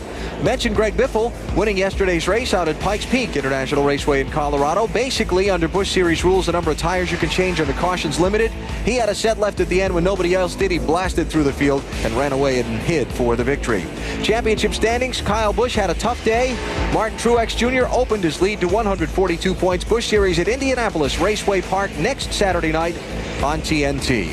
Craftsman Truck Series race yesterday at Michigan International Speedway. Toyota's first win in the series will be what the headlines read on the day. Travis Kvapil, congratulations on his victory, and their championship standings look thus. Bobby Hamilton Jr. just 33 points behind Dennis Setzer. They race at Indianapolis Raceway Park on Friday night as the big Indiana Speed Week, if you will, commences surrounding the Brickyard 400. See Musgrave and Crafton tied for fourth in points. You're talking about Greg Biffle. We saw him hit the wall a little while ago, racing Kurt Busch for second place. And guess what? He's mad at that wall. He did it again. Comes off the tunnel corner, and he needed that 30 inches that they've taken away for their safer barriers. On board with Kurt Busch. He said that's what you call a four-wheel drift. Didn't hurt anything, though. And Biffle's crew will get a chance to adjust on his car here. He's in fourth place as we get set for the pit road to be opened. While we're waiting for the field to come around to the pit lane, let's check the results of our Singular Wireless Race Talk poll. S is at Watkins Glen with a narrow victory. What do you think, guys? I would have said B. I would go for D. Indianapolis turn one. I just think, you know, you drive down the corner 205 miles per hour. That's a handful. Darlington turn two, tricky. Yeah, that's a tough one. Pocono is no slouch either over there in the old tunnel turn. And let's see who's a slouch on pit road this time. Jimmie Johnson, Jeff Gordon, Kurt Busch, Greg Biffle, Casey Kane. The top five as they come in. And Matt Yoakum leads us off.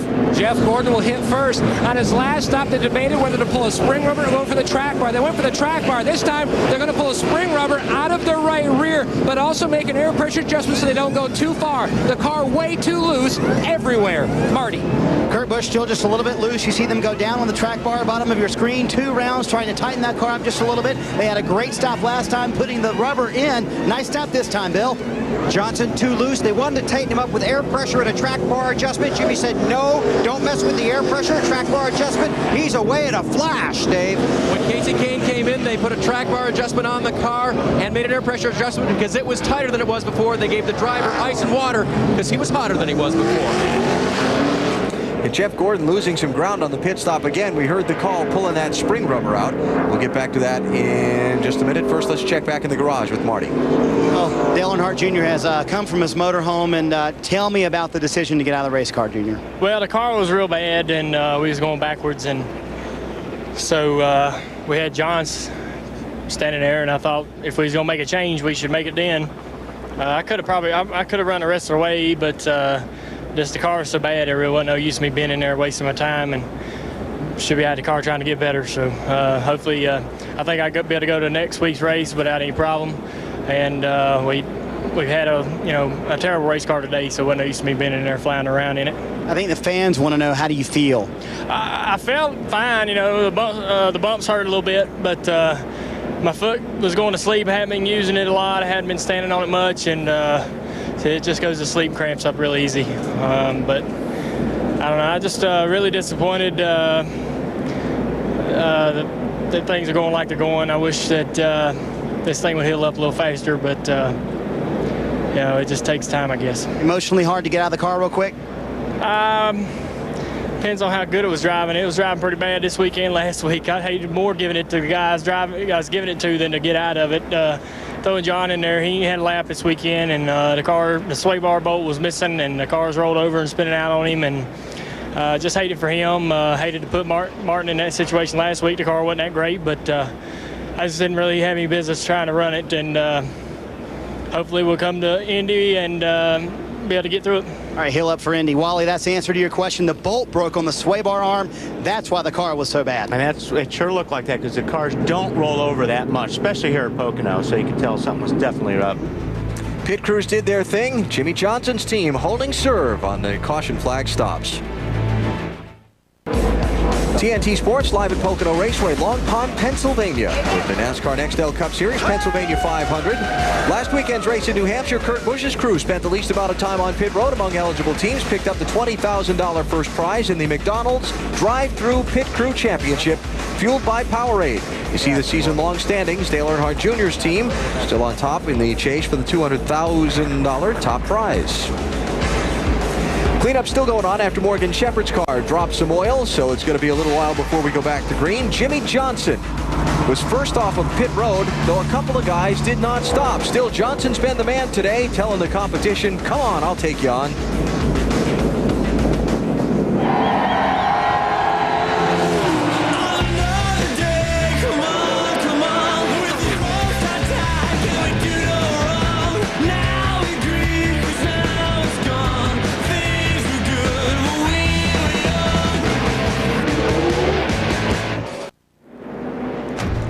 Back at Pocono Raceway, NASCAR on TNT with live coverage of the Pennsylvania 500 just across the 200-mile mark on the day and approaching the midway mark of the race. Jimmy Johnson is the race leader. Johnson has led 46 of the 86 laps that have been completed. He's got Kurt Busch, Elliott Sadler, Greg Biffle, and Mark Martin chasing him to the green flag on this restart. There you see the restart line on the racetrack. That area is where the driver's able to accelerate and try to leave the cars behind them. But that very seldom works too well. First car on the inside is Brendan Gaughan, who would have been the lucky dog at that last caution, but he came down pit road with the leaders instead of staying out like he was supposed to for a lap, and so he did not get the lucky dog pass and is now trying to get himself back on the lead lap again. He's back in 32nd place. And you see Jeff Gordon making moves back in traffic. Once again, Jeff Gordon was running in the second position on the pit stop, had to change a spring rubber. Got him back in traffic. Tony Stewart goes by him on the outside. Jeff's trying, it goes by Casey Kane. Here's Mark Martin. I guess that's Casey Kane trying to go by these guys on the outside. Look at Casey Kane go. Wow, that was pretty impressive. Yes, it was. It's hard to do on the outside of turn 3. I thought he was going to lose about 5 or 6 spots there. So Casey Kane and Tony Stewart racing for position here. This will be for 5th and 6th. Marty? Stewart looks pretty sporty right now, doesn't he, Alan? But the car's been loose for most of the day. 1 round down on the track bar last time. Half pound into the right front, half pound out of the or into the right rear as well. So trying to tighten that car up for Stewart. Dave? Casey might have some extra motivation there to make these moves on the outside. He thought he was ahead of a couple of cars, or at least one car, the 25, on pit lane. So he disagreed with that call and said, pass him on the track. Bill? Mark Martin, 17 top 5 finishes. He's never won at this track, but he has won in this car earlier this year at Dover. And he's working pretty hard in that car today. Here was his communication just a few moments ago. It's loose in, loose off, driving my brains out trying to pass with a tail just slapping all over the place. Hey, bud, you're doing an awesome job, man. Hopefully this way will pick you up. And they continue to tell Mark throughout the day that he's driving an awesome race. They did tighten him up with a wedge adjustment. Let's go further down pit road to Matt. The guy filling Mark Martin's mirror is Brian Vickers.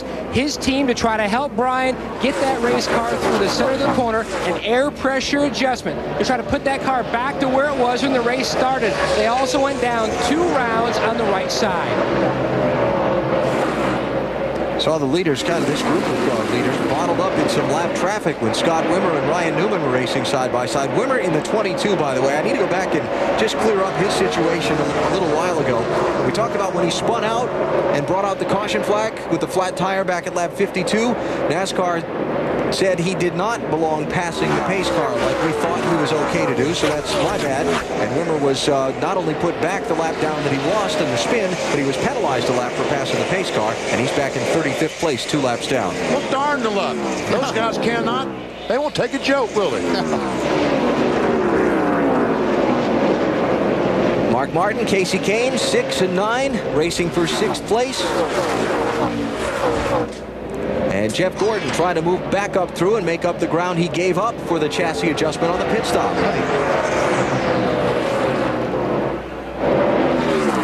Matt, I'll tell you what, that 24 car still looks very good to me. Very fast race car, but trouble on his 2 stops. You restarted 10th and 11th after your first 2 stops, Robbie.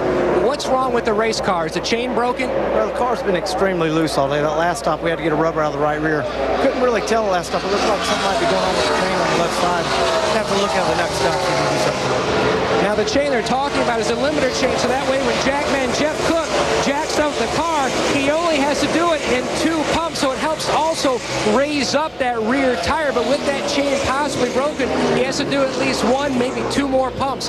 That's valuable time here on pit road. He was loose there.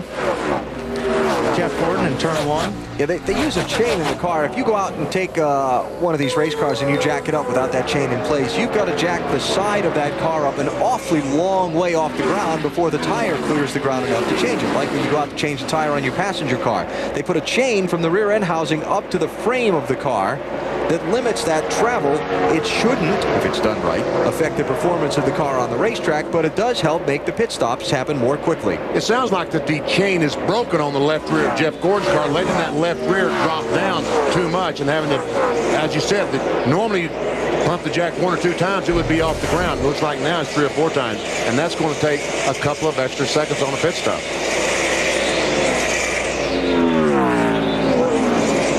Tony Stewart hitting some debris on the racetrack, we hear. Let's take a look, see what we can see. Looks like a can. Here he comes. That's not good. He just kind of knocked it out of the way. Hopefully it was empty. He recycled it back to the side of the racetrack. Shouldn't make too much damage. Shouldn't do too much damage if it was empty. By the way, Michael Waltrip with some smoke showing from his car. He's last on the lead lap, back in 31st position, but came onto pit road after staying out under the last caution to lead a lap and collect 5 bonus points for the championship. And Michael well off the pace and is 35 seconds behind the leader, Jimmy Johnson. Coming up on halfway in the Pennsylvania 500 at Pocono, Johnson leading Kurt Busch by 1.7 seconds. You're watching NASCAR on TNT. NASCAR on TNT live at Pocono Raceway, just about to halfway of the Pennsylvania 500, a race dominated so far by Jimmy Johnson. He's led 56 of the 96 laps that have been completed so far. Johnson, one of the Gillette Young Guns. The first micro power shaving system from Gillette is the new M3 power, the power behind the Gillette Young Guns. We tracked their progress today. Did you know that the Gillette Young Guns have won 11 of the 19 races so far this season? And just think how many laps he could have led if he hadn't started 14. Had to work his way through from his starting spot to get to the front. So Johnson leading. There are 31 cars on the lead lap. And we continue to follow this race for the chase as that focus in on that number 10 spot. The drivers that'll make the chase for the Nextel Cup Championship over those final 10 races. 7 to go, including today. Ryan Newman struggling in this race. He's back in 35th place. Getting tighter every time we look at it. Jeremy Mayfield just 43 back at 10th. Casey Kane has moved up to 85. And Dale Jarrett is not having a good day. He's fallen back 2 spots, but he's still only 97 points out of 10th, and Mark Martin only 100. We're watching Elliott Sadler while we talk about this. Elliott is running in 3rd place. He came into this race today in 8th place in the championship, in that whole glob of drivers all bunched tightly together from 6th to 10th. And Elliott told us earlier that he's very focused on protecting his spot in that top 10. we're not really worried at all what the 48 and the 8 and those guys are doing. We're not really racing them right now. We're pretty much racing the 29 and the 12 and the 97, the 18 and the 42 and people like that. And it's really close from 6th to 13th in points, and we're just trying to log all the laps we can, get all the points we can, and kind of go from there. So we're being a conservative at some tracks. At some tracks we're letting it go, but we're just trying to want to make it through these last 7 races and be as consistent as we've been all year, and hopefully have something to show for it. And as they run on the track right now, Elliott Sadler would show in 7th position. He'd move up a spot today. And you see the gap from himself up to the leader, Jimmie Johnson. And Sadler, my calculation, would be about 172 points ahead of 11th place right now. That's not a lot. No.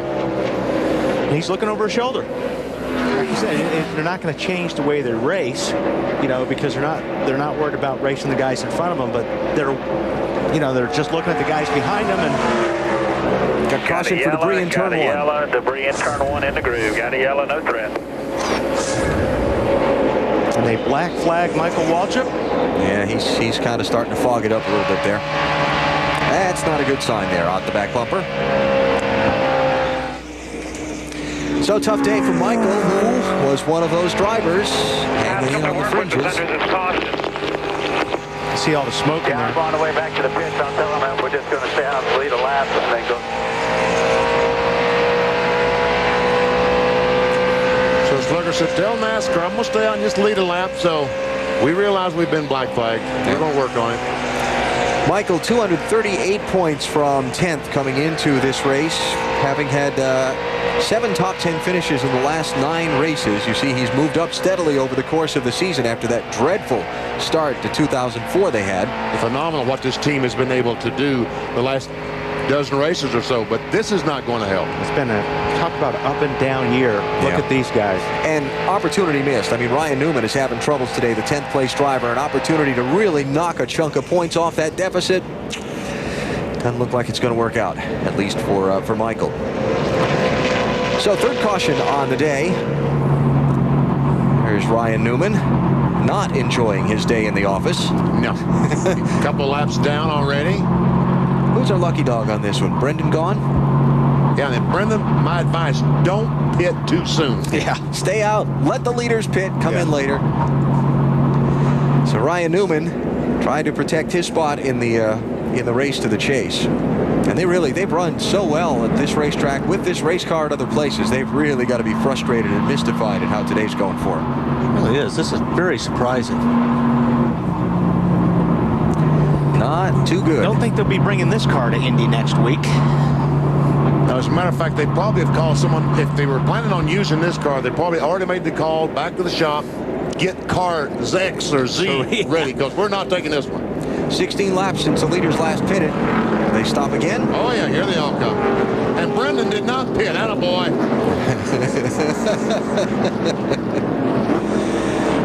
Let's see if Jeff Gordon can gain spots on this pit stop. He's given up some spots the last couple of times, once to an adjustment, once to a jack problem. Marty? Alan, more dramatic changes planned for Kurt Busch. Car still loose into 1, loose into 3, and off of 3. Kurt said it's a weird race car. Pound out of the left front, pound out of the right rear, pound into the right front tire, and they were talking about a wedge adjustment, decided not to do it. Dave? Bottom of the screen, Casey King gives up 5th position on chassis adjustment and air pressure. Still a little tight all around the racetrack. Schrader stops in front of him. Much cleaner exit for him. Bill? Jimmie Johnson in the 48 is just a little free, but pretty good. At the beginning of a run, he's loose into 1. Then he ends up being loose into 3. They made an air pressure adjustment on the front and rear tire. Matt. Service has already been completed on Jeff Gordon Chevrolet. They pulled a spring rubber out of the right rear on his previous stop. He says that has killed the race car, especially stuck back in traffic. So they pulled a spring rubber out of the left rear this time to try to free the race car up. He says just way too tight. I'm going to need some help with this one. Boy, I guess. Going to have to send the pit guys scurrying, because I think about half the field got just 2 tires there, and the running order's really been jumbled up. Casey Mears is the first car off, then Brian Vickers. And again, we haven't seen these guys for the last few laps. Jeremy Mayfield, the 29, 42, 10, 17, 48, and then 97, the cars that changed 4 tires. He goes, yeah, they're going to lose about 10 spots. So we'll send the pit boys to work to confirm the strategy for us, and we'll completely report it to you when we come back on the other side of the break. Robbie Gordon's team going to work. Tire changer. Ira Joe Hussey. Attaboy, Ira Joe, around the left front. The whole Come on, throw the tire on. Let's go. 5 on, 5 off. Back to Pocono in a minute. Nice job. Pennsylvania 500 NASCAR on TNT from Pocono Raceway in Pennsylvania. Dale Jarrett is the leader. He has not visited pit road under this caution.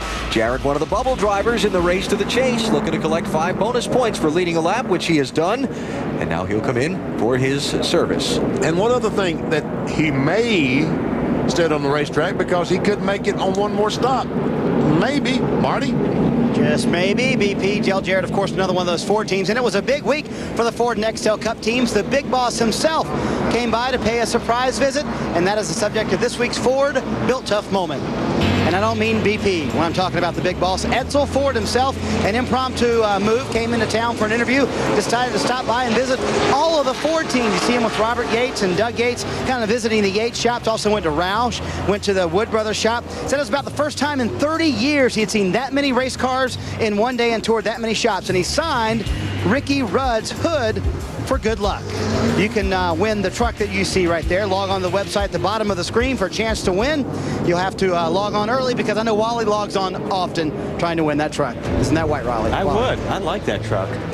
Cleanup continues here at Pocono. We'll take a break and come back. We come back live as the green flag flies here in the Pennsylvania 500 at Pocono Raceway just past midway, and the strategy has shuffled the running order. The guy who led the field to the green the first time, Casey Mears, he's back out in front. Just 2 tires on his pit stop. The other guys who got 2 tires, Brian Vickers, Jeremy Mayfield, Rusty Wallace, Kevin Harvick, Jamie McMurray, Scott Riggs, and Matt Kenseth. They're back through the 8th position. Then you get Jimmy Johnson, the dominator on the day. He's running 9th now, as we see a challenge for the lead in turn 2. Oh, easy, boys. Man, oh, man. Bill, what were the 41 guys thinking with this pit stop? That their car had become so good, Benny, that maybe they could go ahead and make 2 and keep the lead. Right now, the battle side by side with the 25. But in the last 20 to 25 laps, that 41 car has gotten a lot better. Right now, looks like he's going to give up the lead, just like he did on the opening lap of the race. But coming back. I don't know, Bill. Don't talk so fast. Great battle down in turn 1 for the lead. You see Jimmy Johnson trying to weave in and out of traffic a little farther back, too. A little blocking back there by Jamie McMurray in the 42 car. Side by side for the lead. Ooh, high line was fast. Got a little loose there. Casey did. 41 car. We mentioned that Jeff Gordon stopped before the caution finished and topped off his fuel, and Dale Jarrett has just gone to the garage. 12th place driver in the championship. What was it you said at the top of the show, BP? Mechanical woes. So I think that just puts the end to his battle for the top 10 in the chase for the championship. He's pulled in behind the wall, behind his pit stall. We'll get a report on what's happened to Dale Jarrett in a minute. So just to finish up on Jeff Gordon, he took the restart back in 30th place, topping off the fuel with 98 laps to go. What are they thinking? Yeah, exactly. One more stop time. You think they could run? Well, that'd be a 48 laps. long way to go. They must think they can. Man. They wouldn't have given up all that track position if they didn't think they could do it. I'll bet Matt's going to tell us more on their thinking here, Matt. Come on, Matt, tell me. Came back in the top off. They feel like they're very questionable on the whole fuel issue, but also Steve Letarte crawled underneath the back of the car. The chain broke where the bolt goes into the bracket, so that chain is indeed broken on the left side. They're just going to have to live with that for the rest of the day. Okay, so was the second stop to top off the fuel, Matt, or was it just to check on the mechanical situation? Still debating on the whole fuel issue, Alan. Okay. We'll keep an eye on what's going on with Jeff Gordon. Meantime, Michael Waltrip is back in the garage. Let's hear from him. Meantime, Alan, lots of things happening here at Pocono. Mikey, this is not one you needed, being 16th in points. What happened? Something started going wrong under the hood, and finally smoking up where NASCAR decided we should park the Napa Auto Parts, Klausner Furniture, Coca-Cola, Best Western, Domino's, Oreo, Cookies, Chevrolet, and I needed to get all that in when I was here in June, and I exited this race prematurely. I sounded like a 2-year-old over getting wrecked, and not the way I am. I was really upset that day. But when stuff breaks on the car that these guys work so hard to make sure is perfect, you know, a part just failed. Not a Napa part, but like a part that you can't get from Napa. All right, Mikey, this team had been on a roll, 7 top 10s in their last 9 races. They won't have one today. He got himself out of that, didn't he? He did. That was a close call with Ward Burton in the middle of his pile, huh? Woo! 0 car. Lift. That's the best thing when you're in the middle. You lift back off the throttle. We've got a lot of really, really good cars back in the middle of the pack. Here's a couple of them. This is Kurt Busch in the 97, trying to take 12th place away from Kasey Kahne. 3 wide, Tony Stewart. And when you're in the middle, you lift. Kurt Busch did wisely. He lifted. Oh, the crossover. Here we go. Not quite. Oh, look out, trouble. Stewart's in the wall. Kahne is into Stewart, and the field scatters around Tony's spinning car. And Stewart, I believe, got loose because of the crossover. Like he came back across him, maybe. Got the air off the spoiler. Not very happy. Racing for 13th place. 12th and 13th places. Tony Stewart, Kasey Kahne, and they were and Kurt Busch. What? It always happens that way, doesn't it? It always happens that way. Let's see what happened in Chicago. Well, this is not. Here's what happened in Chicago. We got to go back. This on a restart, and that's what caused all the hullabaloo up there. Had a fight down in the pit area. There we see the scuffle going on in the pit area. Tony Stewart goes on to win the race. It's not going to work out as well for Tony this time. He is not going to be as happy exiting his race car as he and Kurt Busch and Kasey Kahne racing for a spot. It looked like when Kurt tried the crossover. Tony said, I'm okay. Let's see. You know, the cars are on the edge right here anyway, and it's real easy to take the air off the spoiler, but we'll watch what happens. See Kurt underneath. Does he get into the back of him? Yeah. No, I don't think he touched him. I don't think he touched him. I think Kurt just got him aero loose. Like I said, you're turning the car there, and when you have a car that close to you, you're taking the air off the spoiler, or the guy's taking the air off the spoiler. I don't think Kurt made contact. And I'm sure Tony probably, it felt like that to him, but that angle, If he didn't, he was as close as he could possibly be. Tony was already loose getting off the corner. And when you get a car that much closer, there's no, it's just like lifting the rear of the car up off the racetrack. And that's what happened to Tony. And I think that Wally's correct. I don't think that Kurt Busch touched him as he exited that corner. So Tony out of his car. And no doubt not happy after crashing out of the race. Meantime, pit road will be open this time when the leaders come by. Yep. Tony, 4th in the championship standings. Okay, we see the 97 car, and he pulls up right behind him. See, the 20's already loose. Looks like he was going around, yeah. I take great. Kasey and got there, Kasey got in the back of him after he came off the wall. If we can tell anything on board to Kurt Busch or not, but we ought to try. This is probably going to be a pretty good angle since we have a camera.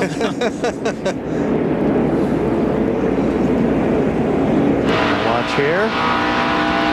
Clear all around right there. You got the 9. Never touched outside. Him. Watch Never the 20 clear low. Come on, come on. Clear all around. Good job. Good job. Caution's out. He didn't touch your right side, did he? Well, some of the front runners pit here. Matt?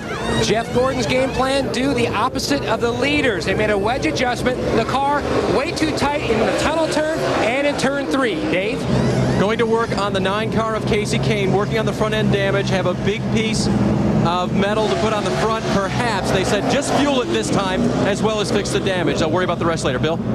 Bobby Labonte on pit road, chassis adjustment, 4 tires, fuel. He goes back out, follows the guys also on pit road, still struggling to make that 18 car a little bit tighter. Now we begin to think about fuel even more for that 24 and some of these other guys, because now we're just at 91 laps to go. Now I think they can make it. And they might, obviously they're in a situation they're going to try to make it on one more stop. Still fixing the 9 car, Dave. Yeah, there, Alan. He had one of the fastest cars here today, also running in the top 10 in the chase for the championship. So, or actually, where is he running in the chase for the championship coming in today? Thank you. Out of the top 10 is what I meant to say. On pit road today, he is separated by 4 pit stalls from Tony Stewart. Yet every time he's come on pit road, the crew has let him know where the 20 car is on pit road. They've been very careful to be aware of where the 20 is all day today, guys. 20 car was his issue today, but not directly. Tony getting loose racing there with Kurt and Casey. They just put a whole new big plastic piece. That is amazing. That is a good idea. I'm telling you, it's amazing what these guys have in the pit area to try to repair these cars. My hat's off to Everett Ham and Tommy Baldwin and this entire crew. Now the record's got to be stuck. Oh, no. So caution is out in the Pennsylvania 500 for the 4th time. Well, a race for position was back off with turn number 1, and Tony Stewart got the tough end of the deal.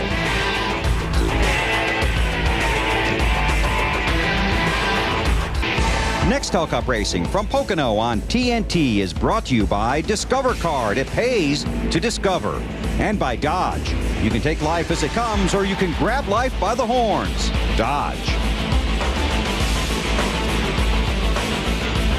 Under caution in the Pennsylvania 500 at Pocono Raceway on TNT. Tony Stewart's car being towed back to the garage area where Greg Zipadelli and team will look at it and see if it can be repaired. Here's what happened.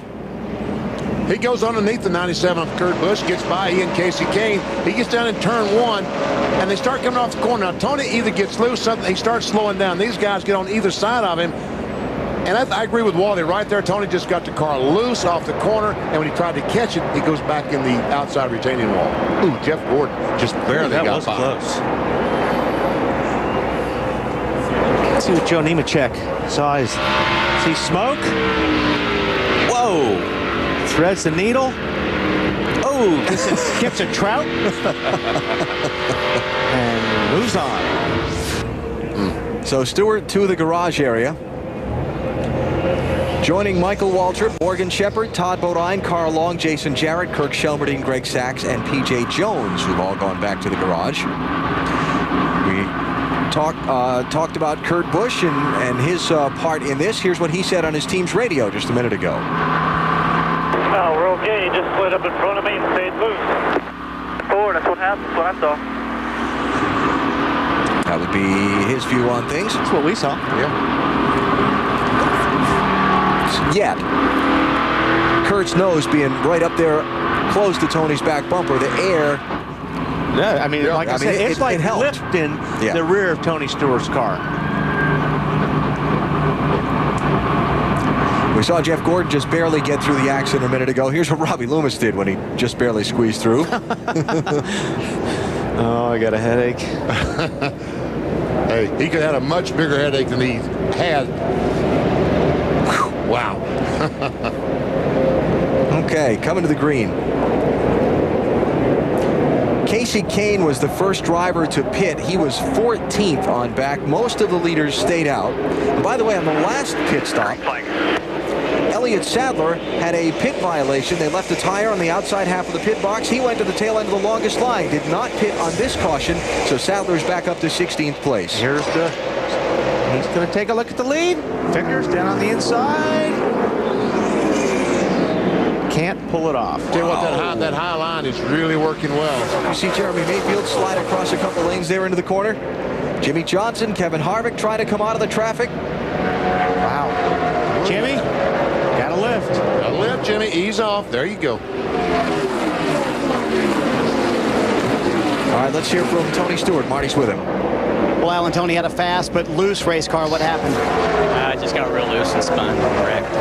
It was running real close with Casey and somebody else that was on the inside of us we just passed. So it's just, it's hard. I mean, it's just racing out there. I mean, it was fun. I mean, it's fun racing those guys like that today. Everybody's being pretty courteous to each other, but racing each other hard. So it's just good fun racing today. The good thing they did not plan to take this car to Indianapolis. That certainly helps a little bit, Wally. Yeah, that definitely. Because they'd be scrambling.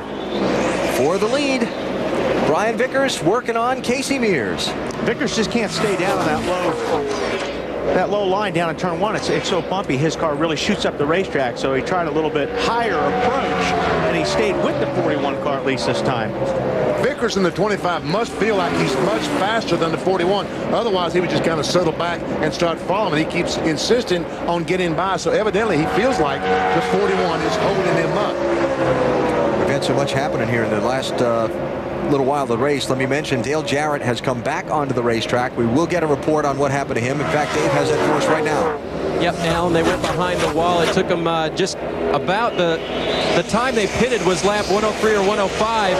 They stopped, changed out the whole transmission. Dale stayed in the car the whole time, and he's back on track. The big problem was third gear.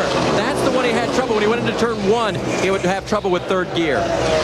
So transmission troubles hurting Dale Jarrett's chances in the race to the chase. Also, John Andretti is back on track in the 8 car and is meeting minimum speed. And he's out running now in 34th place, 7 laps down to the race leader in relief of Dale Earnhardt Jr. Yeah, I'm sure hooking that front sway bar up helped a lot. As a matter of fact, it picked him up about 6 seconds. Watching the scoring monitor now versus when the NASCAR black flagging, 6 seconds different in their lap time. And this is the race for the lead we're watching. Casey Mears and Brian Vickers got their track position by taking 2 tires on their pit stops at lap number 100. Jimmy Johnson, the dominant car, took 4.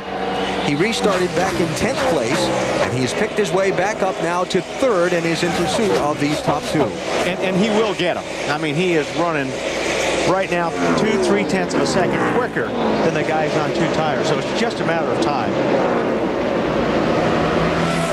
Vickers trying to hold that car low off that first corner and see if he can get under Casey, but he just can't make it happen. Bill, how about Casey Mears? Very impressed with his run here. Benny, remember that 41 car at Chicagoland Speedway? It was really fast, worked his way into the top 10, then they got that debris on the front, started overheating, they had to come in, they lost a lap, but he was up front, still running with the leaders, how fast he was. I remember that. Yeah, it's very similar. That's the exact same car. Car started up front today, went backwards, they worked on it, even when they took 4 tires 2 stops ago, the car was very good. Mears was very happy. This time, just 2 tires to keep him up front. That car is good. Driver's pretty happy now. And Wally, we see why he was trying to keep the 25 car behind him. He's in fact much faster than the 25. Yes. Looks like the car came in. Tires are got the pressures up, got some heat in them, and he's in that clean air. Yeah, you're exactly.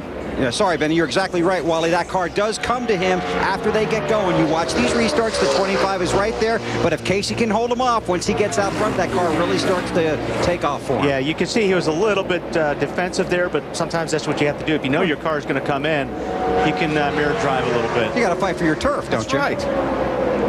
Casey Mears started on pole, did not lead the first lap, did not lead again until he took those 2 tires at lap 102.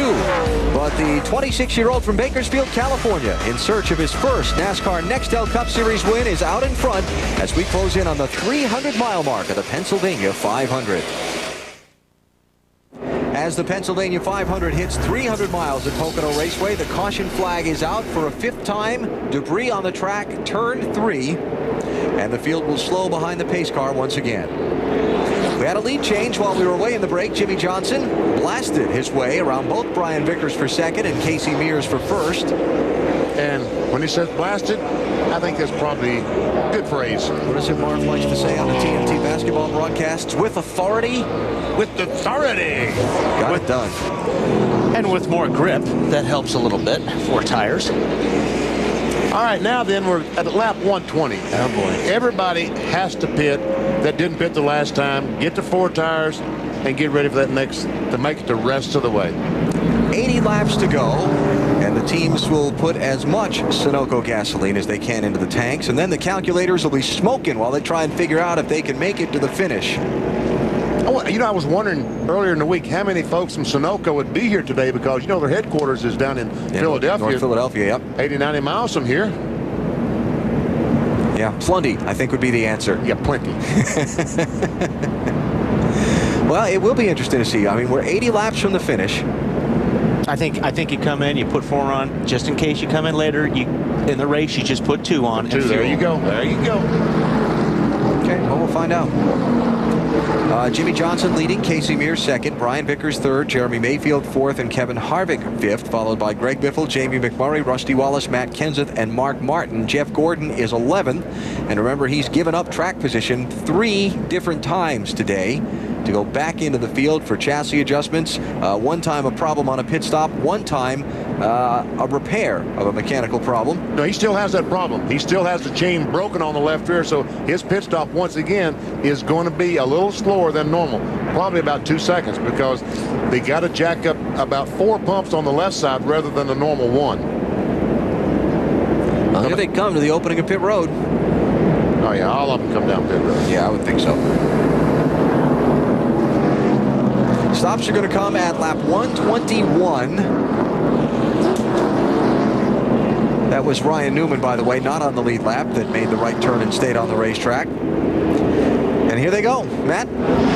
And Brian Vickers back at lap 99 took 2 tires. Going to go 4 tires in this stop. Going to make a track bar adjustment. The car still way too tight in the 25 car.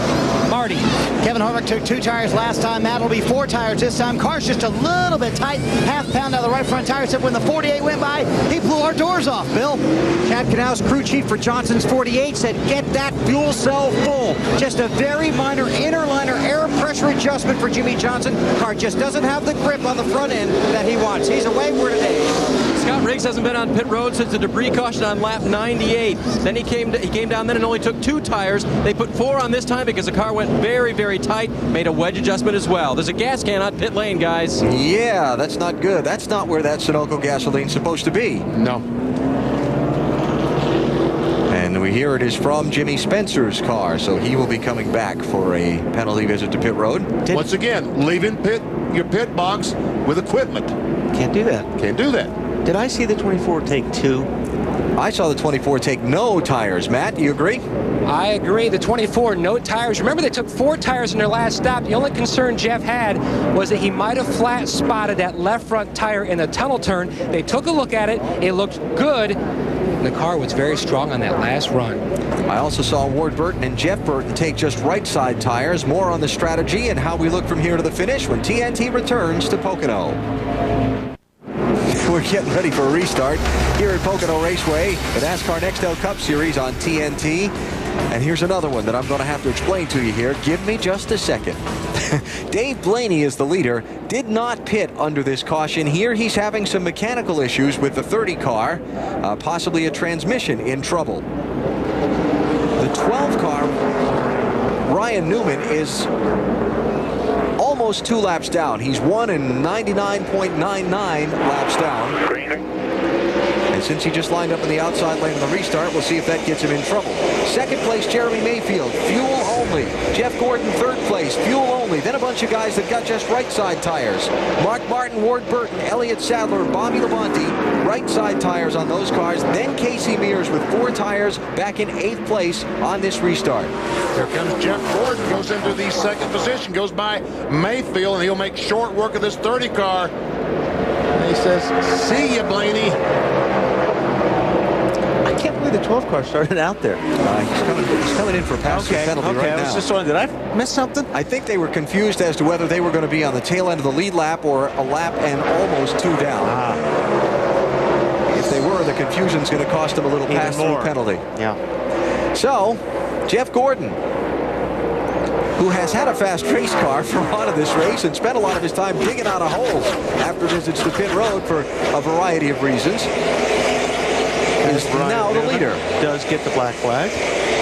That time by. Yep, Newman in 31st, Dale Jarrett in 32nd, 7 laps down. And here's a race for 2nd place behind Jeff Gordon. Jeremy Mayfield in the 19 had a nose under Dave Blaney. And you see Mark Martin joining in the fun. Mark in 4th in the 6 car. He takes a look. Not quite enough. Wow. I'll tell you what.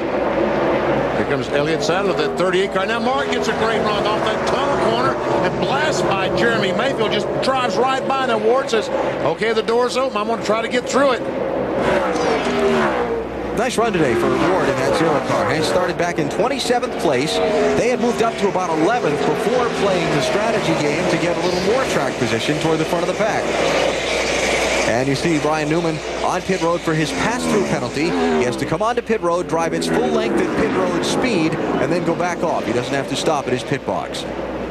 As we see the zero car trying to get by Blaney Ward first. I talked to Billy Engel this morning, the crew chief on the zero car, and he said since has taken over the crew chief role, he's leaning on setting his car up a great deal more like the Hendrick cars, because after all, they have a relationship with Hendrick Motorsports. They get their engines from Rick Hendrick. They get their chassis, their cars, everything. So he's leaning more towards the setup that a 24 car or 48 car would run. That'd be a good idea, wouldn't it? Considering those two cars are pretty fast right now. Bobby Labonte's starting to make some moves in the 18 car. He's working on Elliott Sadler for 6th place. Remember back in the June race here for Bobby, he had an oil line come loose on the car, like at lap 120, made 4 pit stops to repair it, came all the way back through the field to finish 3rd. And 3 wide. Labonte makes the pass though on Elliott Sadler. And Jimmy Johnson gets them both. Yeah, he gets passed at the same time. Jimmy Johnson, I mean, that car works on the bottom of turn 1 like no other car here, except maybe the 24. Now Johnson on Dave Blaney. This will be for 5th place. And the door's open, so Bobby Labonte says, I think I'll just go on in while it's open. Elliott Sadler as well. He may make it 3 wide here. He's trying. And what's Bobby got to do? He's got to lift. There you go. Blaney's the one that's got to lift. Trouble, turn 3 behind these drivers. Jeff Burton, hard crash. There's somebody else involved too. To the right rear spring. Brendan gone. Brendan gone, and one more. Easy. I guess those are the only 2. Boy, that right rear was really shoved up in that race car. Yeah. Dave? Guys, Jeff Burton already talked to his crew. They asked him if he was all right, and he sighed and said, yeah, I'm all right.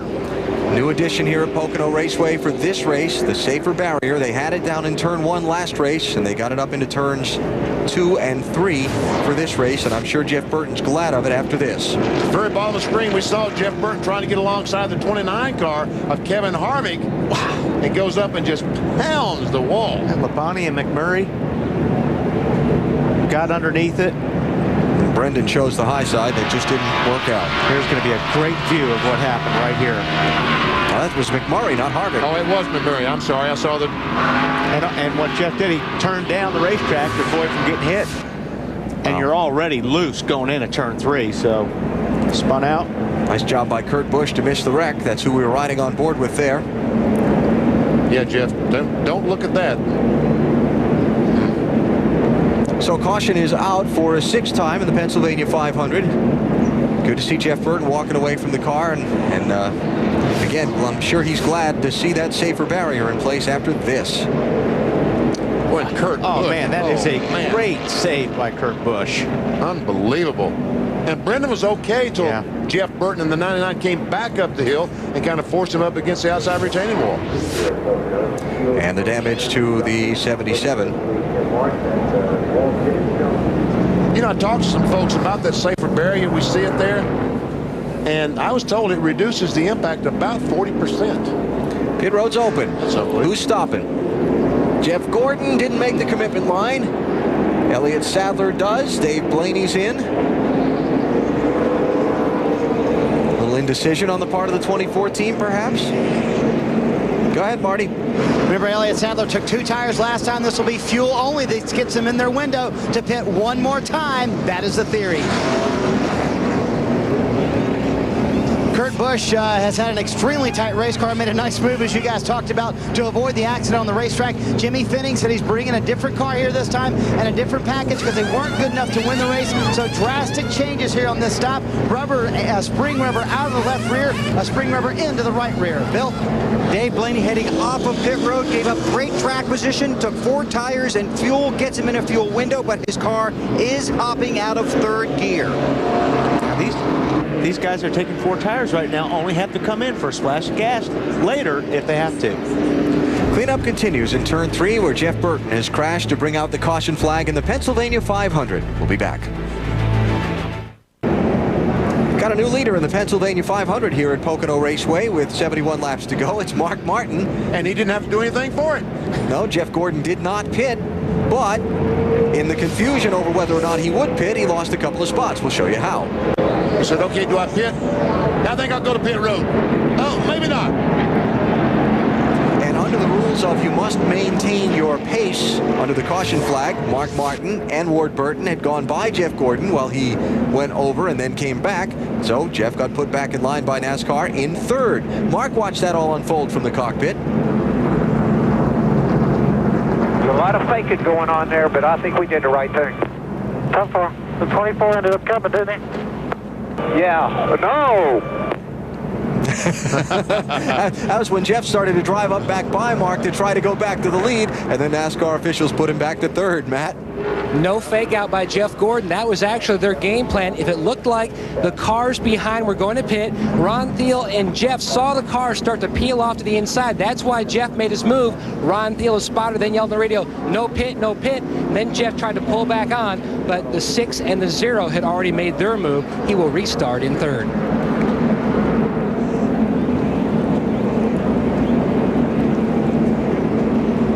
So the cleanup continues here with Mark Martin, the new leader. How about we go inside the field?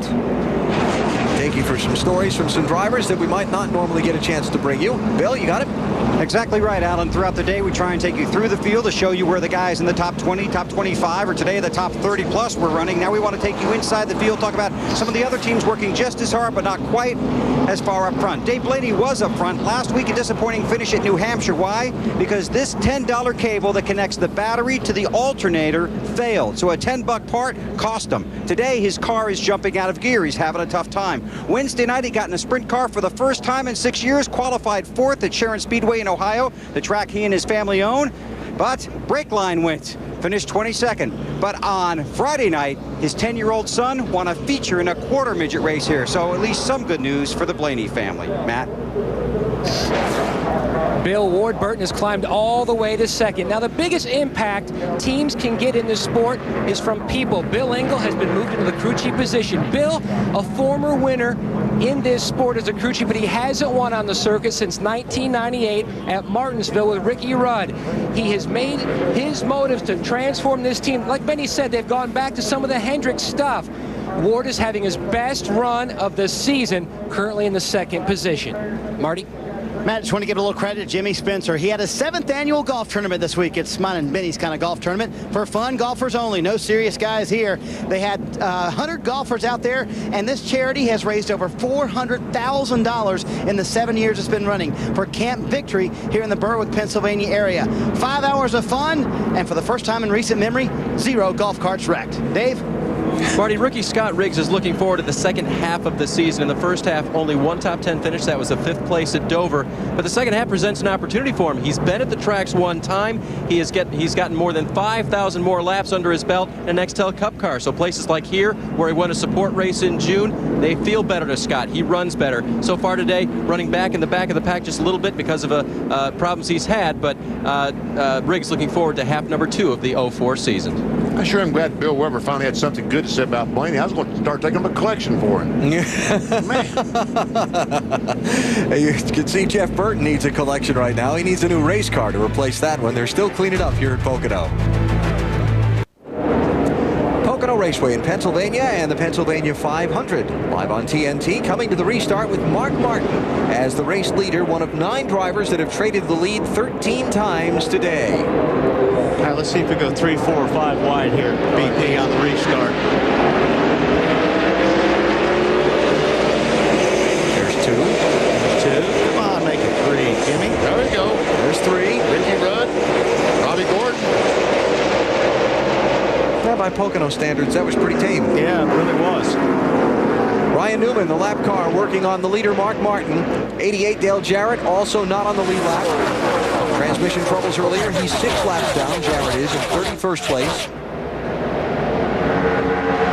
And while they sort it out on the restart, look at this. Jimmy Wide, way down there. on Jeff Gordon, who he probably thinks is the guy he's got to beat to win this thing. Man, good move. That's third place Johnson has just taken. And now he goes after second on Ward Burton. Now, he's got better tires than the rest of these guys, correct? Yes. Which always helps. And he's got a faster car. Another thing that helps. So Jimmie Johnson to second now behind Mark Martin. Jeff Burton involved in the accident that brought out the last caution. Marty? Yeah, now that it's calmed down a little bit, Jeff Burton had his fun on the racetrack. That looked like a hard hit. You okay?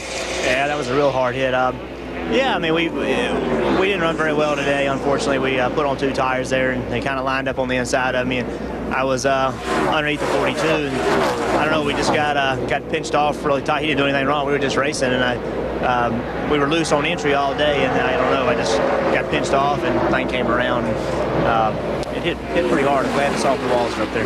Tough break for a team trying to build some momentum, Alan. So Jeff Burton out, joining Tony Stewart, whose car's been retired. Michael Waltrip, also, whose car's been retired from this race, along with a number of others who fell out earlier.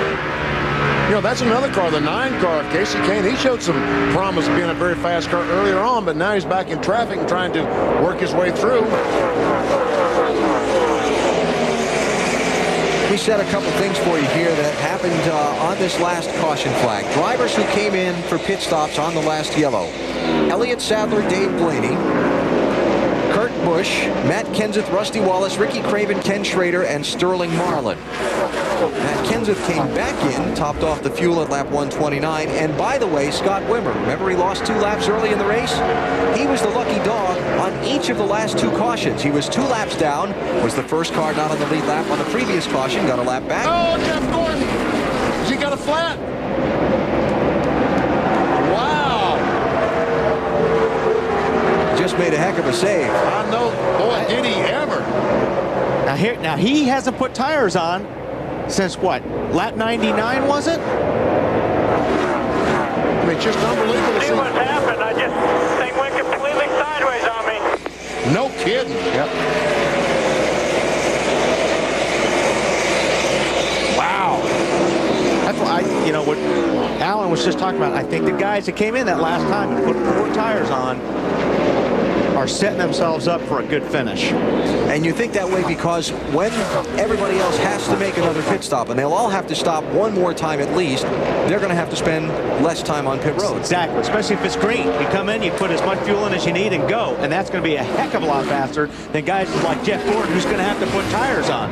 Check this out. This gets the Glove Save and a Beauty Award for the day. Oh, man.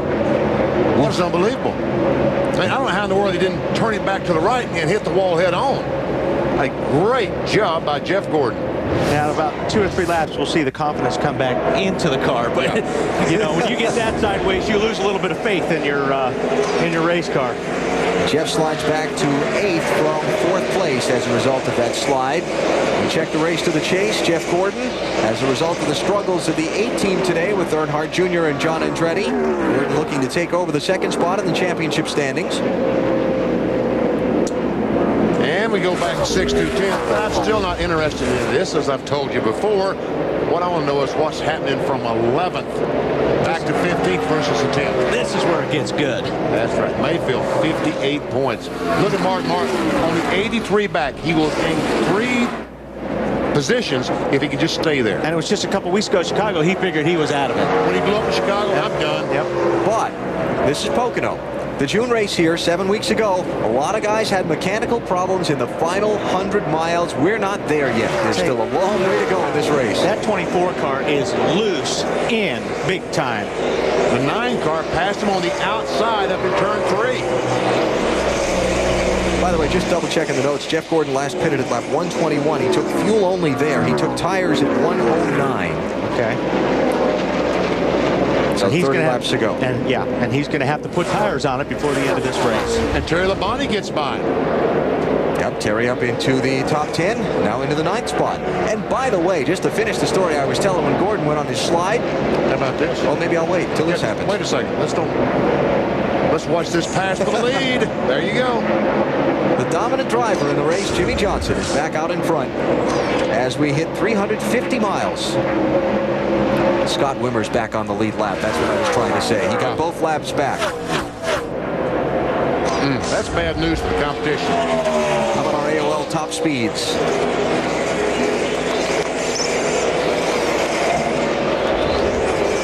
Johnson's fastest, even though he passed Mark Martin. Yeah, no surprise, is it? Jimmie Johnson has led now on 5 different occasions today. 64 of the 139 laps that have been completed. And 48 cars been out in front. And he didn't even lead until lap 32. Joe Nemechek led the first 31 laps. So it's been strong for that 48 car today in search of the Pocono sweep. All right, we'll get the strategy set for the run to the finish. When we come back, we'll take you through the field here at Pocono. Jimmie Johnson back out in front of the Pennsylvania 500. Johnson in pursuit of the NASCAR Nextel Cup Series Championship. He leads the standings entering today's competition. Another twist in the race to the chase. The 9th place driver in the standings entering today has just come down pit road and is going behind the wall, Kevin Harvick. You know, we saw him dropping through the field and then got a report that he was overheating. They came in, tried to put some water in it. The water went in, but unfortunately it was coming out the tailpipes. By the way, nice to see some extra, well, it was nice to see some extra safety equipment on Kevin Harvick's uniform after the Dale Jr. fire of a few weeks ago. That helmet skirt protecting the neck area in case of burn. There it is.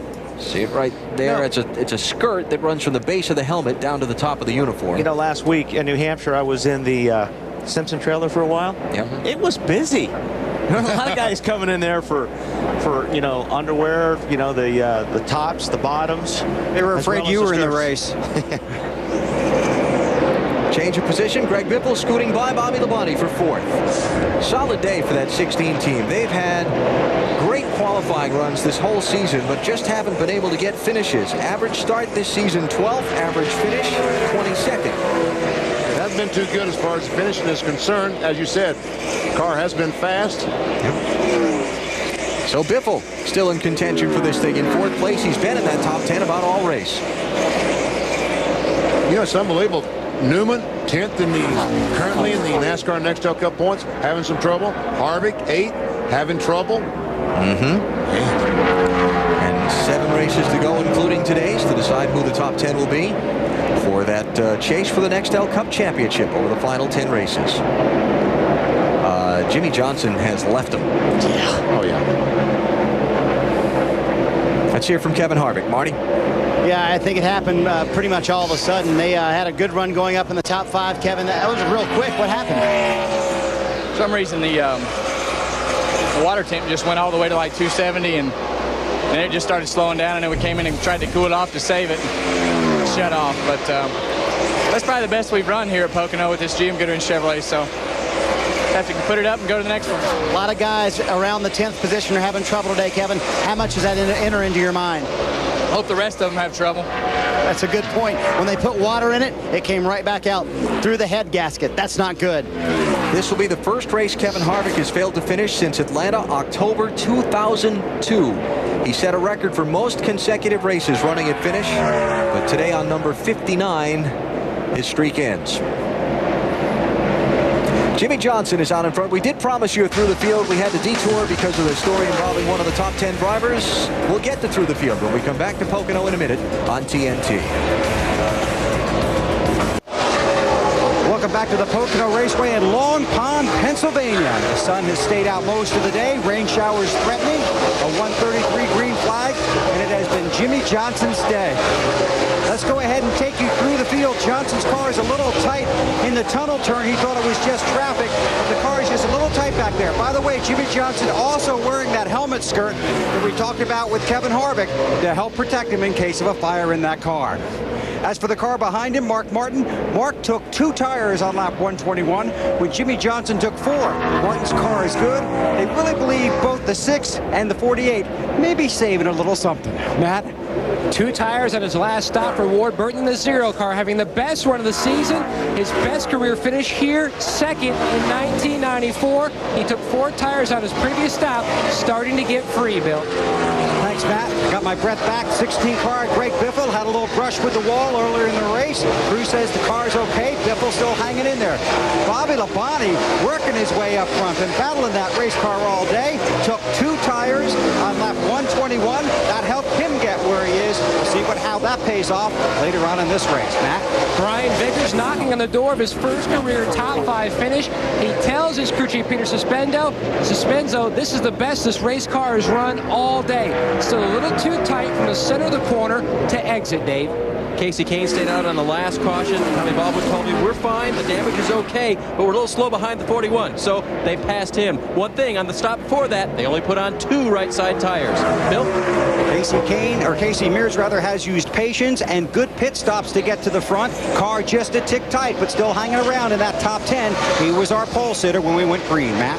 Jeff Gordon just climbed from 10th to 9th, but he just spoke on the radio for the first time since you heard him tell his team how the car suddenly got loose. He said this race car is all over the place, Bill.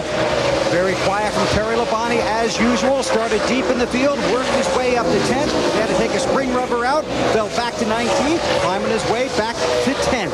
And we go back to Allen. Top 10 there on through the field. There are 27 cars on the lead lap at this point with 51 laps to go. And Jimmie Johnson is out in front. He has dominated the race thus far today, led 5 times for 74 of those 149 laps that have been completed. We continue through the field with Jamie McMurray, Matt. Jamie trying to capitalize on Ryan Newman's bad day. He currently runs in the 11th position, was 9th here in June. He says the car is really, really loose. He has brushed the wall at least twice today, looking at an adjustment on his next stop to try to make the car tighter on exit.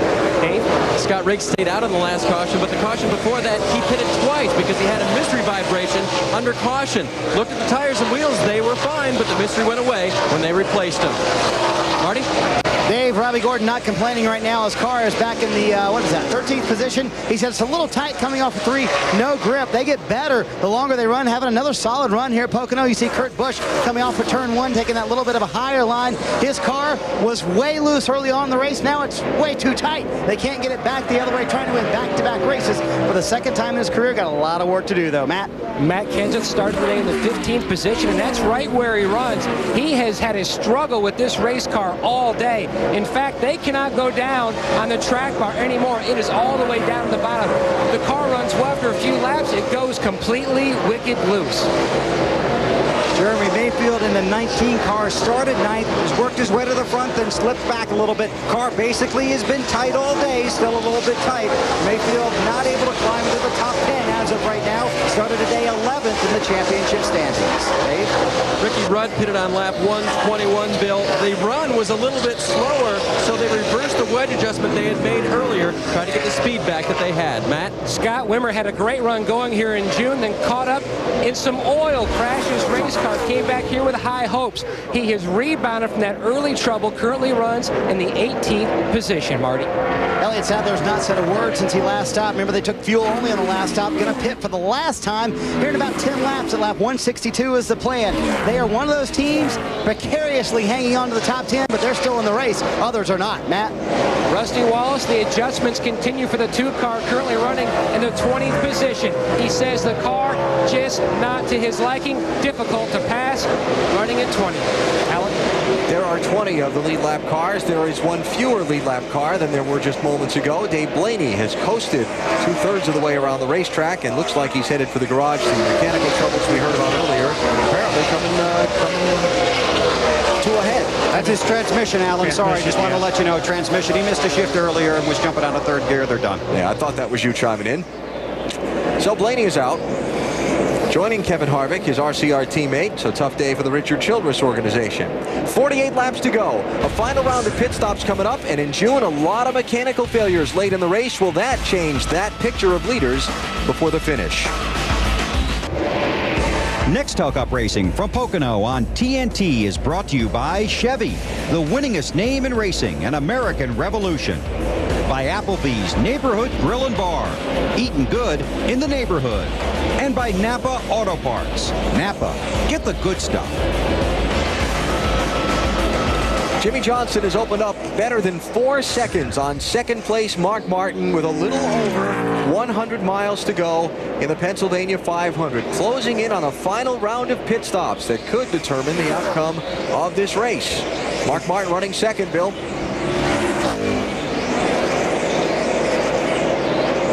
And he has backed out of the gas a little bit, Alan, and here is the reason why, on instructions from his crew chief, Pat Tryson, who told him, save me some fuel. Listen in. How much do you want me to save? Quite a bit? I need about a lap. Phase green, I need a lap this one and a lap next one. That's all I need. Mark is due on pit road in the next 2 or 3 laps, but remember that calculation is just to get to lap 200, and the green-white checkered rule is in effect. Okay, he needs a lap. Yeah. If he'll write that in a book, I'll buy it. How you save a lap of fuel here at Pocono under green. That's tough. And what about the green-white checker? What about the possibility of overtime? Crew chiefs I've talked to, and my, they've helped formulate my thinking, but you can't plan on that overtime necessarily, especially in a situation like this, because the number of times in a season you're going to see the overtime, it's going to be very few. I think it depends on the racetrack. Here at Pocono, I would plan on it. You go to a place like Bristol, then I would plan on it. It's a very good chance. Yeah. What do you think, Bill? I think it's a lot like using a great reliever, a great closer like, say, Mariano Rivera, because you got to bring him in, if you got 2 out in the 8th. He can give you, 4 outs. You have to use him. You can't speculate that the game's going to go to the 10th inning. So here, you're right, Alan. You got to count on lap 200 and not hold the green-white checker over your driver's head. I don't think Alan likes that. You had to go there, didn't you? Well, we talked a little bit about it commercial. I just left that part of it out. Yeah, thank you. I was set up. Yankees fan, Red Sox fan. There you go. Mark Martin with a phenomenal record here at Pocono. More top 5 finishes than any other driver. More top 10 finishes than any other driver in this track's history. But in that wins column, 0. Yep. Second 5 times here. Off the pace. Here, Ward Burton. Oh, what a shame that is. Third place driver off the pace. Not close enough for a fuel problem. I don't know. Might be. Could be. Could be that he might be out of fuel. Like I said, you always run out in the wrong spot. But now it looks like he's backed up to speed. Dave, you got a story for us? Well, he said the wrong spot, and when that 0 car went by me going into turn 1 down here, it sputtered there. That wasn't the right spot if he's out of fuel. It's not looking like he's coming to pit road, so I wonder if he had to switch the ignition boxes. That would be my guess. These cars have 2 ignition systems. When one of them fails, the driver can just switch it over and go to another one. But now he moves over and let Jeff Gordon go. It's like he's lost a cylinder or something. Fourth gear. That's what it is. Yep. Transmission, one of the gears went. And we talked about that. It happens a lot. Oh, here we go. Look out.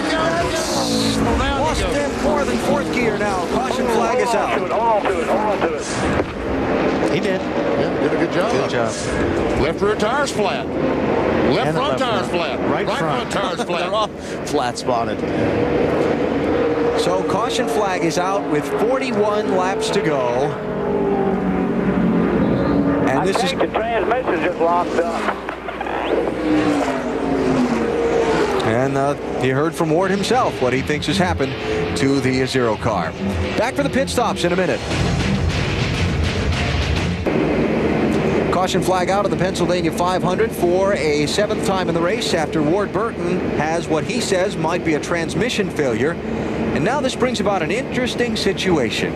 Everybody's going to pit with 39 laps to go here, which means about everybody should be good from here to the finish on fuel. Now the question is, what do they do to get track position? And, of course, they have to make sure they get the car absolutely full of fuel on the pit stop. Well, Jeff Gordon's going to take 4 tires. He can't stay out there. And I don't think he'd finish on those tires the way he's sliding around right now. Yeah, he's a sixth-place car, though, right now. But somebody like Elliott Sadler that was in at lap 128 may be able to spend just that fractionally less amount taking Kyle fuel. Busch, he's another one. Kurt Busch? I mean, Kurt Busch, yep. Kyle was yesterday. It's okay. Yeah. How about 24's thinking there, Matt? They were extremely close on fuel. They were actually going to pit back on lap 158 because Jeff said the fuel pressure gauge started to bounce, and then look, caution. He shut the car off coming down the front stretch to try to conserve fuel. They're going to try to pack that fuel cell full. Jeff Craven is going to plug it with both cans. They are very close. Wedge adjustment to try to fix this loose race car as well as air pressure, Dave. The 9 car of Kasey Kahne took 2 tires on his last stop. He is forced to take 4 this time to go to the end. No chassis adjustments to the car. Bill? Mark Martin in the 6 in the middle of your screen was running no shift laps to try and save fuel. It's 4 tires and get it full of the fuel cell. Jimmie Johnson getting 4 tires, a little long on the left front. He's on his way. It's the 48, the 6 off pit road. Think the 48 got him. But we'll check it to be sure. Here's the scoring camera at the end of pit road. Or the camera at the scoring line. Yep, Jimmie Johnson. You got him. So Johnson's team holds serve on the pit stop. Looks like Biffle edged Kasey Kahne to get 3rd for the restart.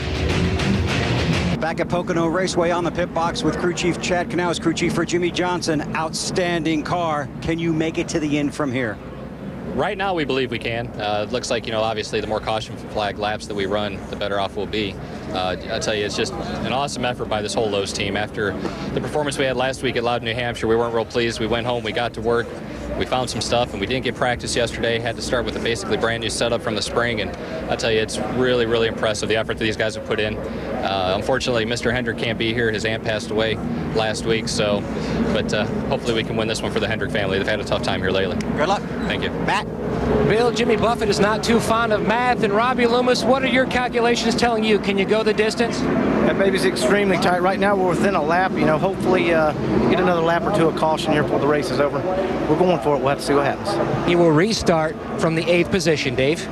With the crew chief for Kasey Kahne right now, Tommy Baldwin, talking to his crew. No changes on the chassis. You seem happy with that, but can you make it on fuel? We're pretty good. We just, maybe if we get another caution, it might help us out a little bit. But this Dodge deal is UAW Dodge. Been, going well all day, and just hopefully we'll get a little luck here and save a little fuel and get to the end. Okay, sounds like he needs a few more laps, guys. As we continue under caution here at Pocono, we'll see who wins this thing. Jimmie Johnson, the leader, right now.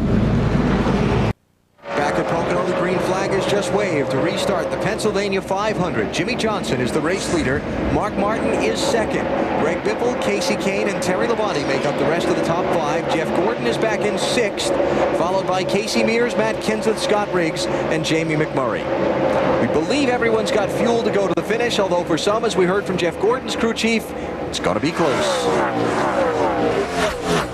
How about the 6 car, Bill? Can he make it the rest of the way okay? With Pat Tryson, and the cars are going to go by us. The car that you won with at Dover, can you make it to the finish, Pat? We're still working on that right now. The Bagger Taurus has run great all day long. We're still working on the fuel mileage right now. We think we're real close to being able to make it, but we'll have to sit here and see, go over our numbers again, and hopefully we can make it. We think we can. Do you tell him to save fuel, or do you tell him to go get Jimmy? Right now we're going to run hard for a while and then make a decision as we go along a little bit. Good luck. Thank you. And Wally, we're getting to the point, less than 100 miles to go in this race. I talked about it at the very top of the show. Mechanical things, engines, transmission. We saw Ward Burton have trouble just a few laps ago. A lot of these cars, or some of these cars, probably will not make it to the end. Yeah, it seems like there's all of a sudden you have a lot of trouble there the last 10 or 15 laps with some of these cars. A lot of guys holding their breath right now. Here's our Napa field summary and the numbers on what's happened so far in this Pennsylvania 500. 10 different drivers have led. Jimmie Johnson has led the most laps, though. 89 of the 166 that have been run. 7 caution flags. And you see 12 cars are out of this race. Notables included in that, Kevin Harvick, one of the drivers just inside the top 10 in the race to the chase, who's going to fall back to at least 10th position in the championship standings as a result of an engine problem. Scott Riggs picking up 8th spot from Matt Kenseth. And Matt Yoakum has an update on somebody for us. Matt? And Jamie McMurray has an issue, and it's not going to be fuel. He came on the radio, told Donnie Wingo, we have something amiss in the engine department. He even switched ignition boxes. That did not solve the problem. He feels like the engine will not last. He was making big ground today, trying to get in the top 10 of points to be in that chase for the Cup. There you go, BP. There you go. What did you just say? People are going to fall out of this thing in these last 100 miles. Because the first 400 miles, a lot of guys just try to get in position for these last 100 miles. Now it's time to go try to win the race. You're going to use the stuff more now than you have for the first 400 miles. And you're going to abuse it. Use it and abuse it. And it didn't last very long after that report. I can smell it coming in. Coming in. Jamie McMurray's fallen off the pace. I'll make it in. And will be potentially a 13th driver who will not see the checkered flag of this one today of the 43 starters.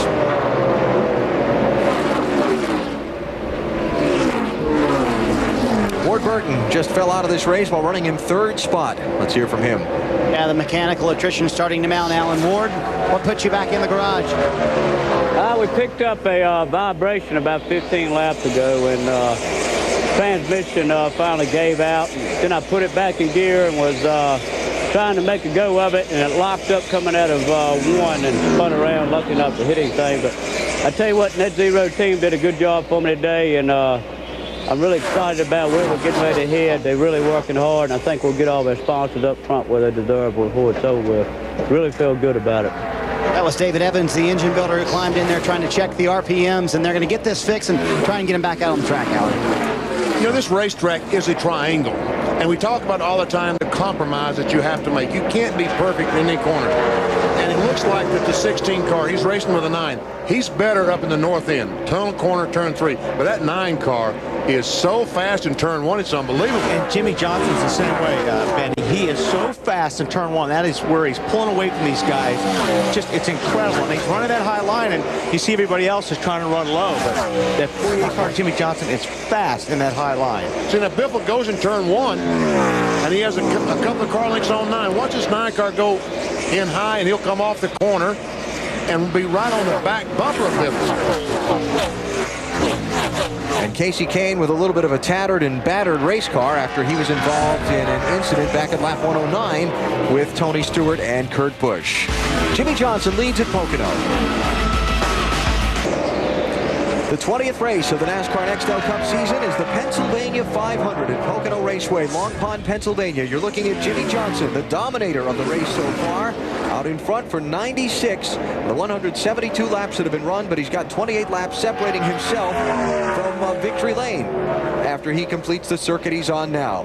We've talked about how difficult Pocono is on engines and transmissions, things that'll keep Jimmy leery over these final circuits. He told us about something else that'll keep him leery of the late stages of this race. Yeah, there's a lot of things that are pushed their limits here. Even the drivers. This is one of the most mentally demanding tracks that we run on because every corner is different. You've got a lot of shifting that takes place.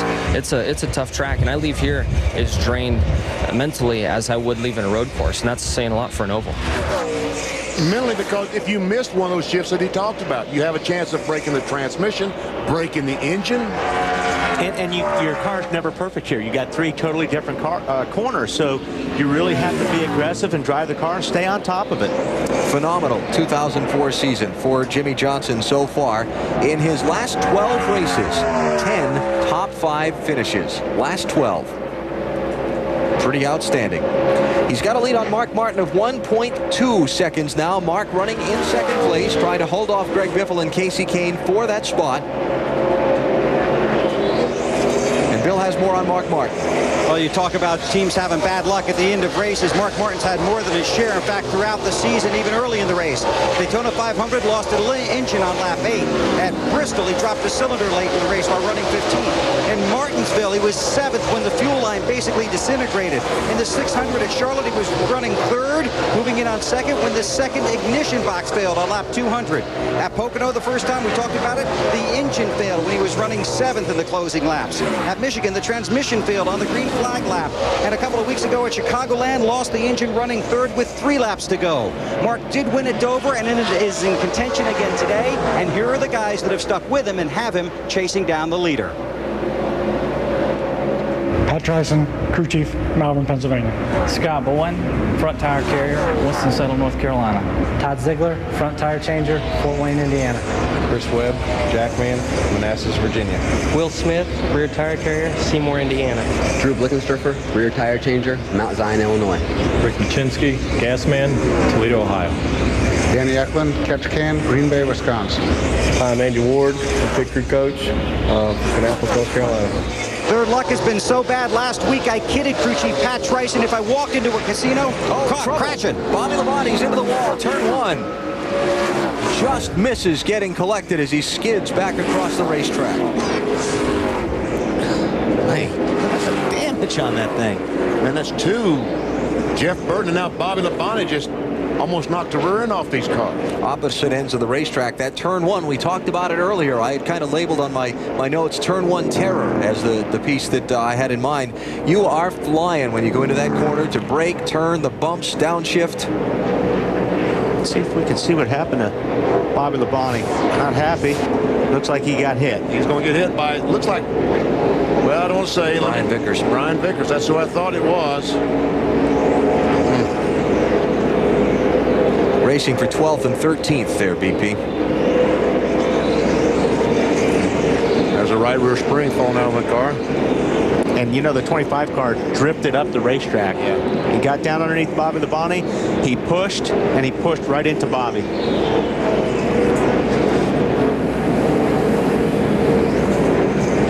You get on those bumps down there, it shoots you up the track. Oh, man. 160 miles an hour backing in the fence. How bad is that? So the question now becomes, as we see Bobby out of his car and okay, does anybody make a pit stop here? And will fresh tires allow anybody to do anything with Jimmie Johnson? No, nobody's going to pit. 24 laps to go. We'll see if BP's right or not when TNT returns to Pocono Raceway. Tonight at 8 Eastern on TNT, a man who lived life on the edge. The TNT original Evel Knievel tonight at 8 here on TNT.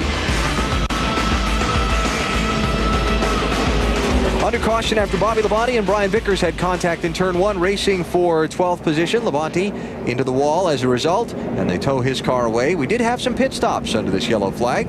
Yes, you did. I didn't think that, well, I thought maybe from 15th on back might pit, but man, where was it? 9th place they came in? 9th place Matt Kenseth, although some behind him stayed out. So we'll reset the running order for you and get you set up for the sprint to the finish. When we return from Pocono, you're watching NASCAR on TNT. Got a huge weekend of racing next Saturday and Sunday for you here on TNT. Bud Pole qualifying for the Brickyard 400, 11 a.m. Eastern Time next Saturday. Then Saturday night, great Busch Series short track racing from Indianapolis Raceway Park. Sunday, the Brickyard 400, presented on NBC by ExxonMobil, 2 p.m. Eastern Time. We start with Discover Card Countdown to Green. Can't wait. It's always a phenomenal week of competition. How did we get to this point in the Pennsylvania 500? Well, we started off under threatening skies a little after 1:30 Eastern Time this afternoon, with Casey Mears leading the field to the green and Joe Nemechek leading the opening 30 laps. First caution was for Scott Wimmer, who lost the left rear tire and spun fairly harmlessly out of the way. Dale Earnhardt Jr. decided he would use the caution flag to get out of the car, let John Andretti take over. They had some mechanical problems on the car, and now the car is running in 27th. There's one bummed out young man. Pretty upset. Here's trouble. Tony Stewart gets loose in turn 1 and pretty much ruined that race car. He goes across the infield in the inside wall because it's muddy. They won't stop. Casey Kane caught a piece of the damage there too, though. Kane has recovered after repairs to finish 3rd. Hard crash here for Jeff Burton. He and Jamie McMurray get together. That's in turn 3. That's the 6th caution of the race. Brendan Gaughan got caught up in that as well. Great save. That was Kurt Busch you were riding with. And then Ward Burton. Caution number 7. Transmission locked up on his 0 car when he was running 3rd. Heartbreak there. And now the 8th caution, the one we're under now.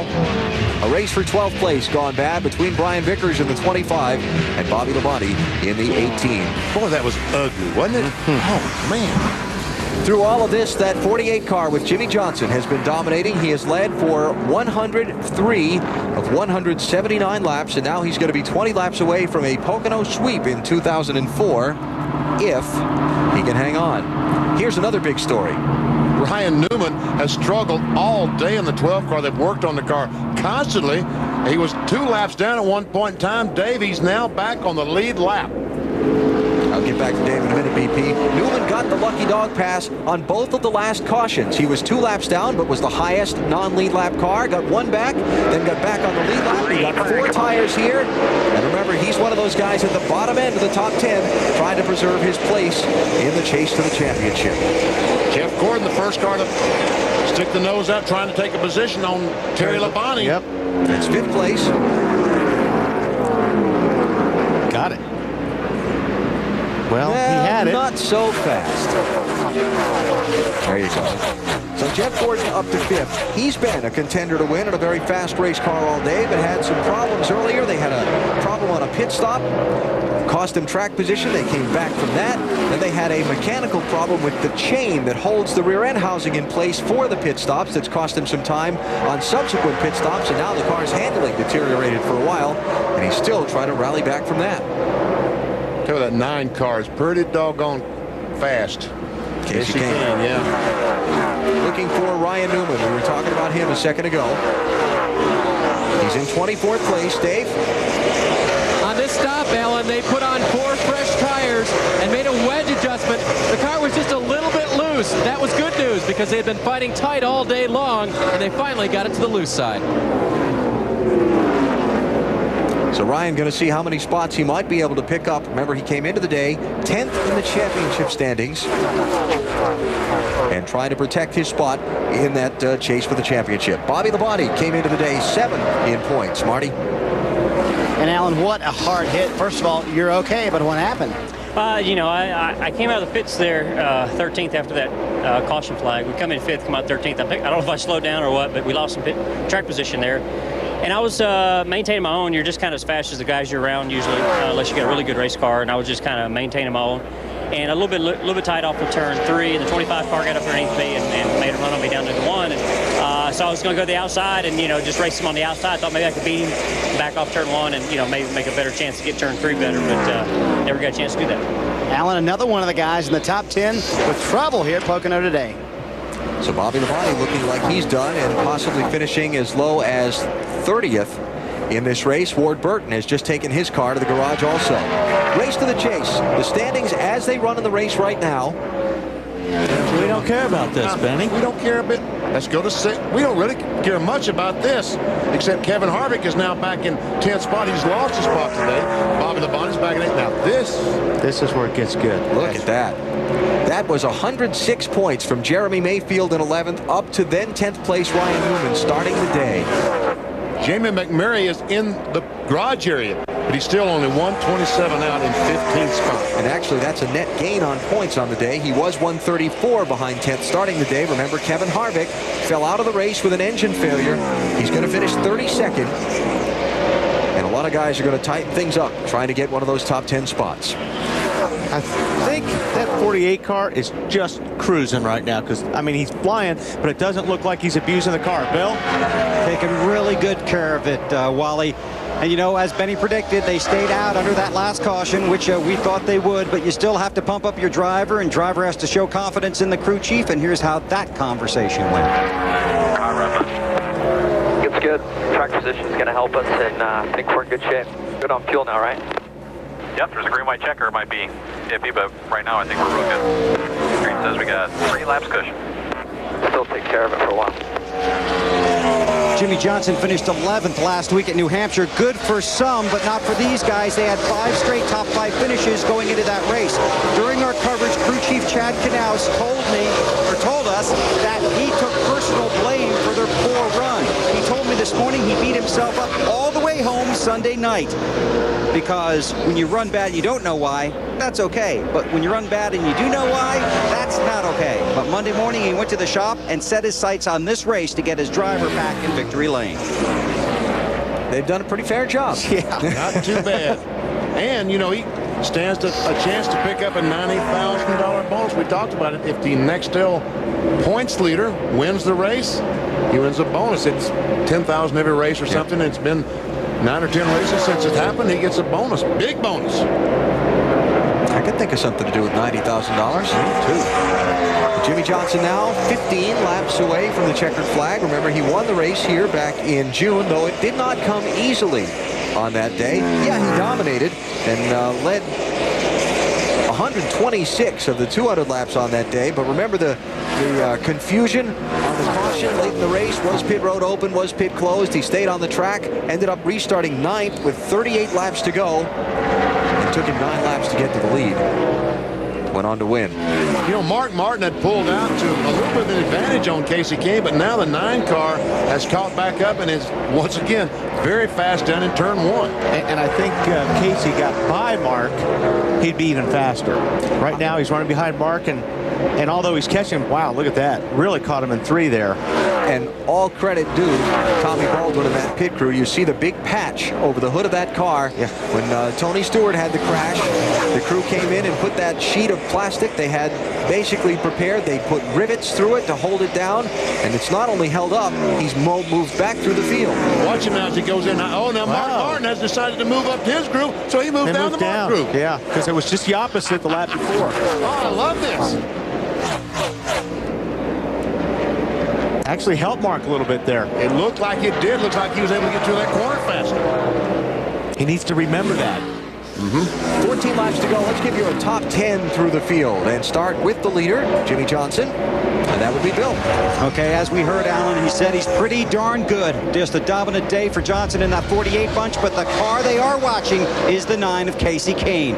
Right behind the 48, the 6 of Mark Martin during the last caution said we're just a skosh tight, and that's what's hurting him right now. Dave, how about the 9? Very quiet on the radio, Bill, but the 18 crash with Bobby Labonte helped these guys. Remember, they were going to be short on fuel. They're the first ones to pit in my area all day long, and those caution laps gave them the fuel mileage they need. Bill, back to you. The 16 of Greg Biffle, under the last caution, he told his crew if we were just a tick better in turn 1, we'd really be something. Matt, how about Gordon? Gordon's very strong, very pleased with that race car before the last caution. Robbie Loomis keeps preaching to Jeff under that caution, and as they took the green flag, conserve me as much fuel as you can. At this point, they're about a lap shy, Bill.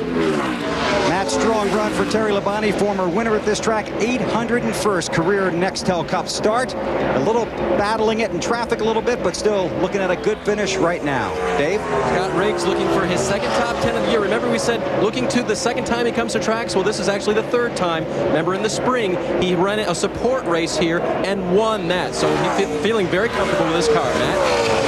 Dave, Robbie Gordon came down pit road a little while ago, and he's in the 8th position now, took on 2 tires, seems to have helped the car. They also made a track bar adjustment. He's been tight for most of the afternoon. He's a little bit faster than Riggs, trying to reel him in, Bill. The 19 car, Jeremy Mayfield, as it has been all day, just tight, fighting it, but Mayfield looking like he's going to get a top 10 finish along with his teammate Kahne in the 9.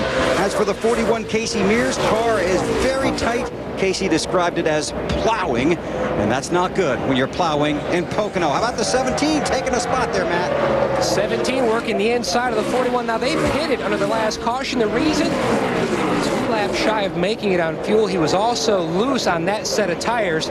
Restarted 16th, trying to work his way back up in there to a solid finish after a very tough weekend, Marty.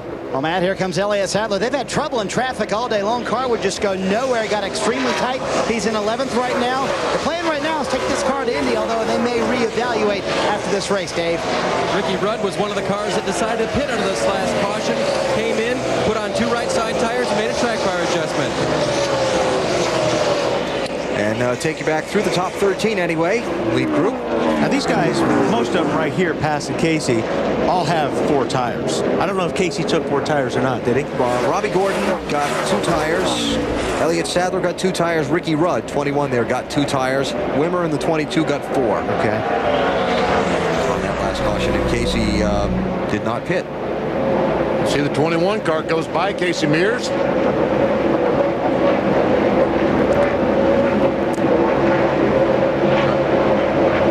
Jimmy Johnson comes off, completes yet another lap. 9 to go. Another fast lap. Yeah. Wow. 10 to go, excuse me. He is 4/10 quicker in second place. Mark Martin. See Dale Jarrett in the 88 car behind Casey Kane.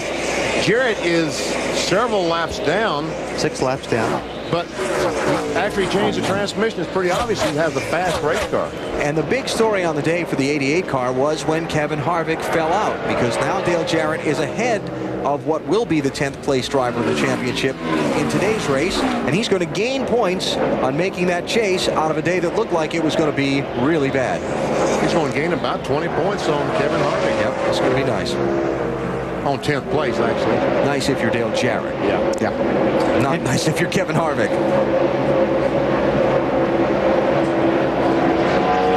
And, you know, and Dale's doing what he has to do. I mean, you can't worry about the guys around you. You hope they have problems, but you just got to keep, you know, doing your job and getting as many points as you can. See Jimmy Spencer, the leader's going by Jimmy Spencer in the 4 car. He had a good run going, but it looked like he has lost a cylinder. Something happened to him earlier, and he just got black flag, Dave. Yeah, he lost high gear, guys, about 20 laps ago. Okay. Mark Martin running second. Does he have enough fuel to get to the finish? Team conversation a moment ago. Just want you to know I'm using a lot more gas. Oh, we're good. We got cushion. We got cushion. Go get him, bud. You know what he looks like, because he's running about the same speed as Jimmy Johnson now. Mark, though, 2.3 seconds behind Jimmy Johnson. I guess that's because Jimmy's looking in the mirror and said, okay, I'll just stay 2.3 seconds in front of Mark Martin. And Mark himself. Kurt Busch just drop off the pace. Caution is out. Caution is out with 8 laps to go. Kurt Busch has lost an engine, it would appear. Well, there's another one. Just a few laps to go. Marty? He said he thinks it's a transmission. Remember earlier we reported that Kurt Busch, or I told you guys in commercial, only had 3rd and 4th gear. Now he thinks all of them are gone. And normally when you lose a gear in a transmission, it's only going to get worse because those pieces don't go anywhere but round and round the other gears. So if you break a part in the transmission, it's just going to get worse most of the time. Let's go back and take a look and see what happened to Kurt Busch and also Kyle Petty, who appears to have been in the wrong place at the wrong time. He gets up high, up in the tunnel corner, and with the 97 drops some oil there. He was running right behind him when he went into the corner. And they've decided that they don't have enough time to change the transmission and make any progress out of it, so they're going to push the car in the garage. Remember Kurt Busch winning last week, moving up to 6th in the championship standings, feeling like he put a little cushion behind himself in that race to the chase. So he's back to 9th now. And he erased that cushion. Kurt is probably going to finish somewhere back around, yeah, it might not be so bad. He's only probably going to finish around 26th or 27th because of all the cars that we've had fall out of the race so far. I mean, even some of the guys that are still running can't finish enough laps to pass Kurt Busch. So we'll see how it shakes out at the end of the afternoon for him. Another sprint to the finish coming up. Jimmy Johnson leading Mark Martin. Next Toe Cup Racing from Pocono on TNT is brought to you by Domino's Pizza, the official pizza of NASCAR. By new M3 Power from Gillette, the new power behind the Gillette Young Guns. And by Goodyear Assurance, featuring triple tread technology. Turned out to be a beautiful afternoon here in Long Pond, Pennsylvania for the Pennsylvania 500. And the fans are about to be treated to a 5-lap sprint to the checkered flag. Dave? Ryan Newman gives up 18th position, 4 tires, no fuel, no adjustments. Chassis's pretty good, Bill. It's going to be 4 tires and a rubber out of the right rear for Casey Mears. They're hoping those tires can help him pick up positions. Only had about 5 guys behind him when he came down pit road. 22 cars on the lead lap. Very few did pit under this caution flag. You saw Casey Mears and Ryan Newman. Also, Joe Nemechek was in. Ricky Craven, Sterling Marlin, and Kyle Petty of lead lap cars who came in. Talked about the 97 car losing the transmission right along with Kurt Busch. And listen.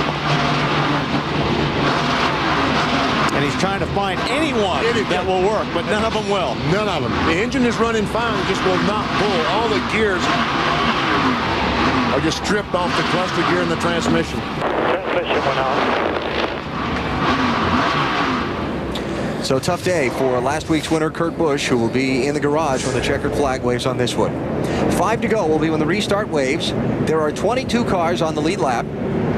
Nobody's been able to do anything with Jimmie Johnson so far. You're gonna have to, everybody's going to be a little bit meaner on this restart. Exactly. The meaner level is going to peg the meter. Yes. 1 to 10, it's about 11.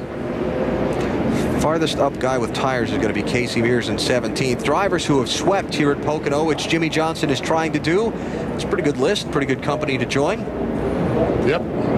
BA. Bill Elliott won about everything in 1985, so it's no surprise he won both races here. Tim Richmond driving for Hendrick Motorsports then, and Bobby Labonte a few years ago. Restart with 5 laps to go. Green flag, green. Robbie Gordon.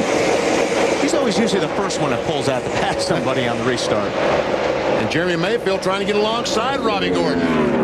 Oh, couldn't quite make it.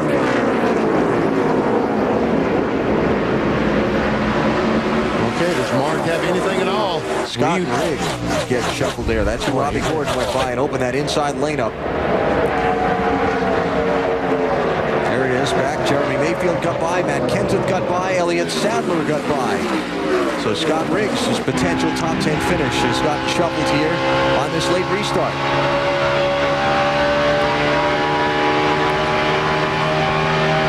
Gordon trying to protect now 7th spot from Jeremy Mayfield. Up front. Okay, let's see. There again, that last 48 car, Jimmie Johnson was just so much faster than everybody else who turned 1.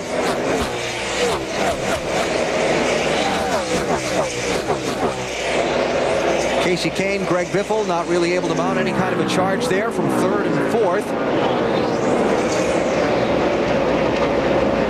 Tell you what, Mark Martin is driving as hard as he can in that 6 car.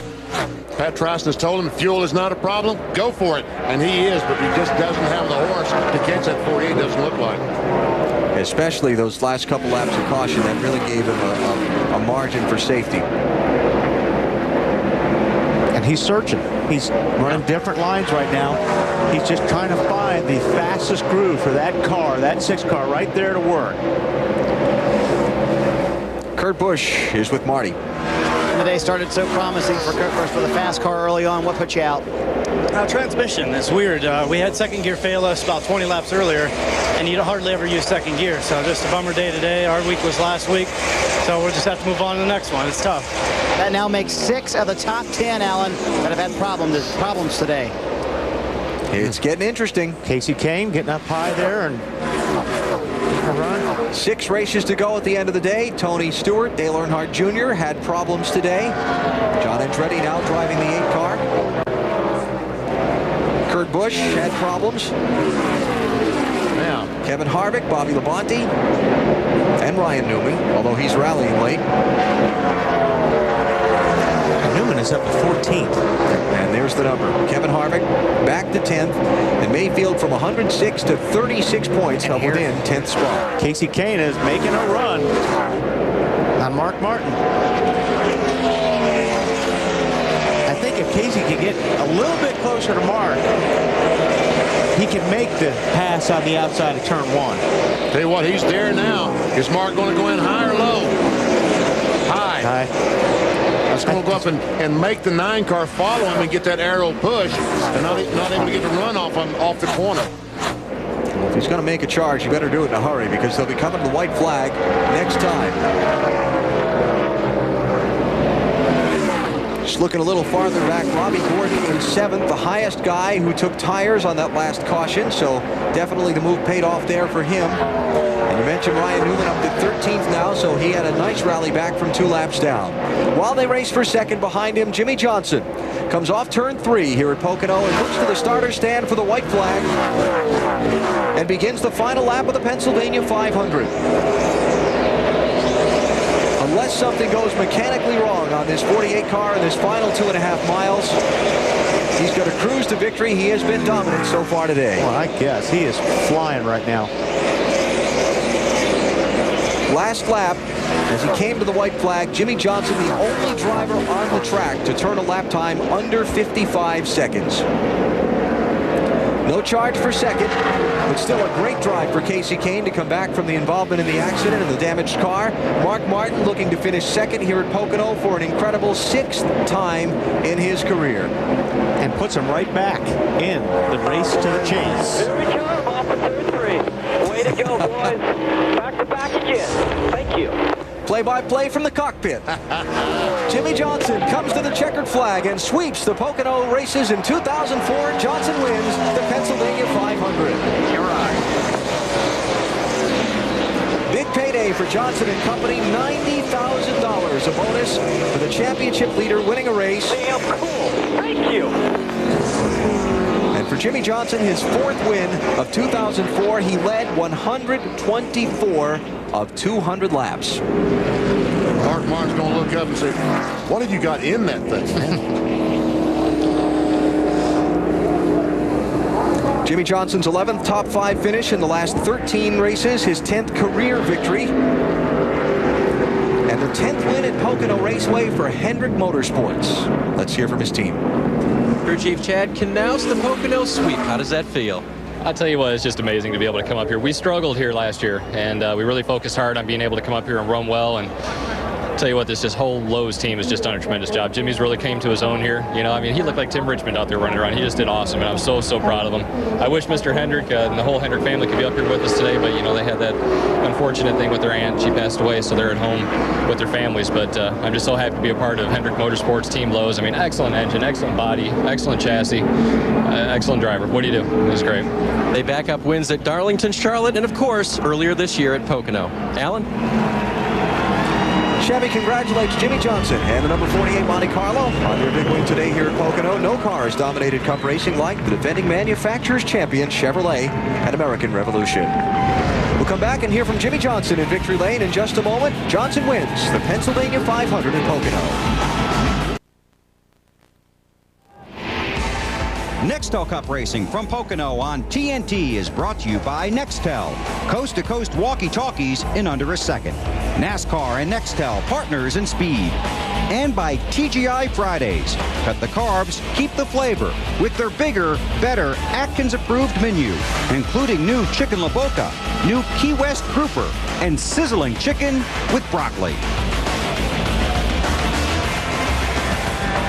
Victory Lane, Jimmie Johnson just pulling in there now. We'll talk to him in just a moment after his win in the Pennsylvania 500. First, let's hear from second place finisher Mark Martin. For the 6th time in his career, second again, Mark, but you are having a great time again. I love these guys, man. I love this race team. I might be 45, but I feel like I'm 20 right now today. You know, driving. This is all I've ever wanted to do all my life. And, you know, to spend a year where you couldn't do it, you know, is pretty tough. And to be able to know that it's because of the hard work of Pat Tryson and the Viagra team makes them really special to me. I tell them after every race, I love you guys. Thanks, Mark. Dave? Kasey Kahne raced a damaged race car to 3rd place. Kasey, how tough was that? It was pretty tight. It was actually, they got it better. I mean, it was pretty decent there at Dodge dealers, UAW Dodge. And I owe Kurt Busch an apology. I thought he took out Stewart, and I thought that, you know, he hit me right before that. So I guess he didn't, and, you know, I shouldn't have run into him. I owe him an apology, but, you know, we had a great run for Mountain Dew, Siemens, Valvoline, PPG, everybody that's part of this race team. And Tommy Baldwin kept making good calls and, you know, getting our car better and better, and, you know, it paid off. So it was good at the end. 6 top 5 for these guys this season. Let's go to Victory Lane, where Jimmie Johnson is at home. The Pocono sweep for the 48 team and the championship leader.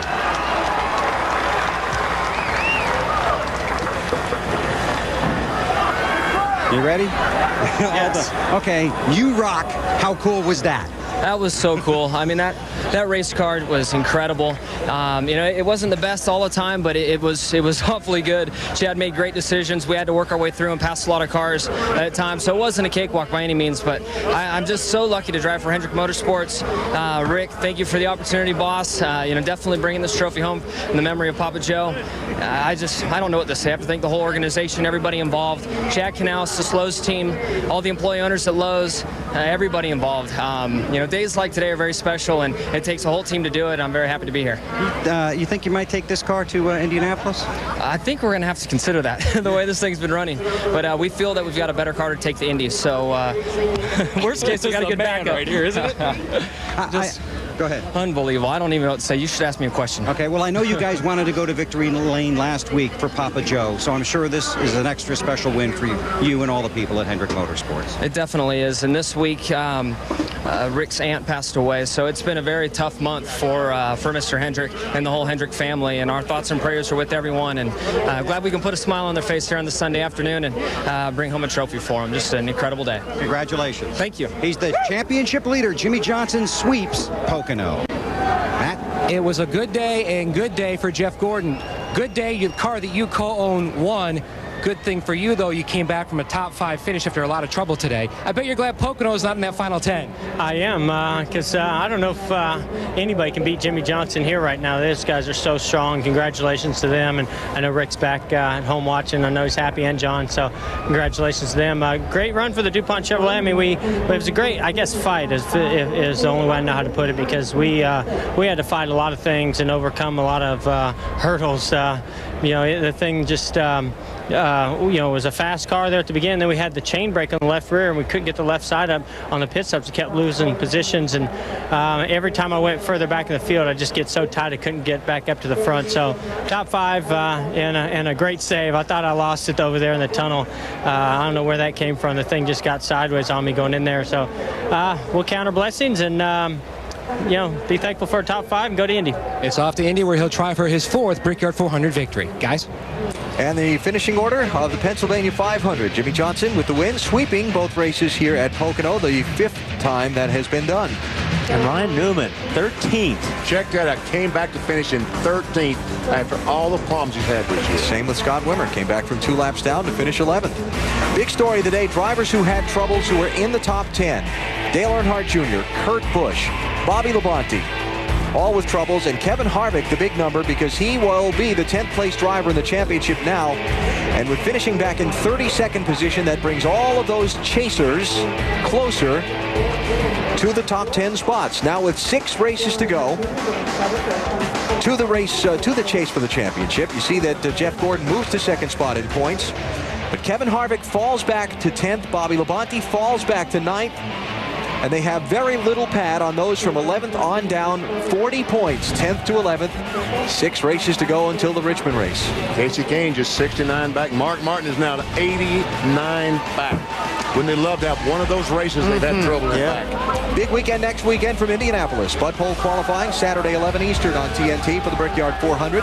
NASCAR Busch Series racing Saturday night from Indianapolis Raceway Park. And then next Sunday on NBC at 2 Eastern, the Brickyard 400 presented by ExxonMobil. We start with Discover Card Countdown to Green. Rush Hour next on TNT on the East Coast, and the Robbie Knievel Jump on the West Coast. Dominant day here at Pocono Raceway for Jimmie Johnson. He avoided all the pitfalls and problems that overcame so many of his competitors to take the win in the Pennsylvania 500. This copyrighted telecast may not be reproduced, retransmitted, or used in any form without the authorized written consent of NASCAR Broadcasting. NASCAR would like to thank all of our loyal fans for your continued support, and we hope you enjoyed today's broadcast. This has been a presentation of TNT Sports.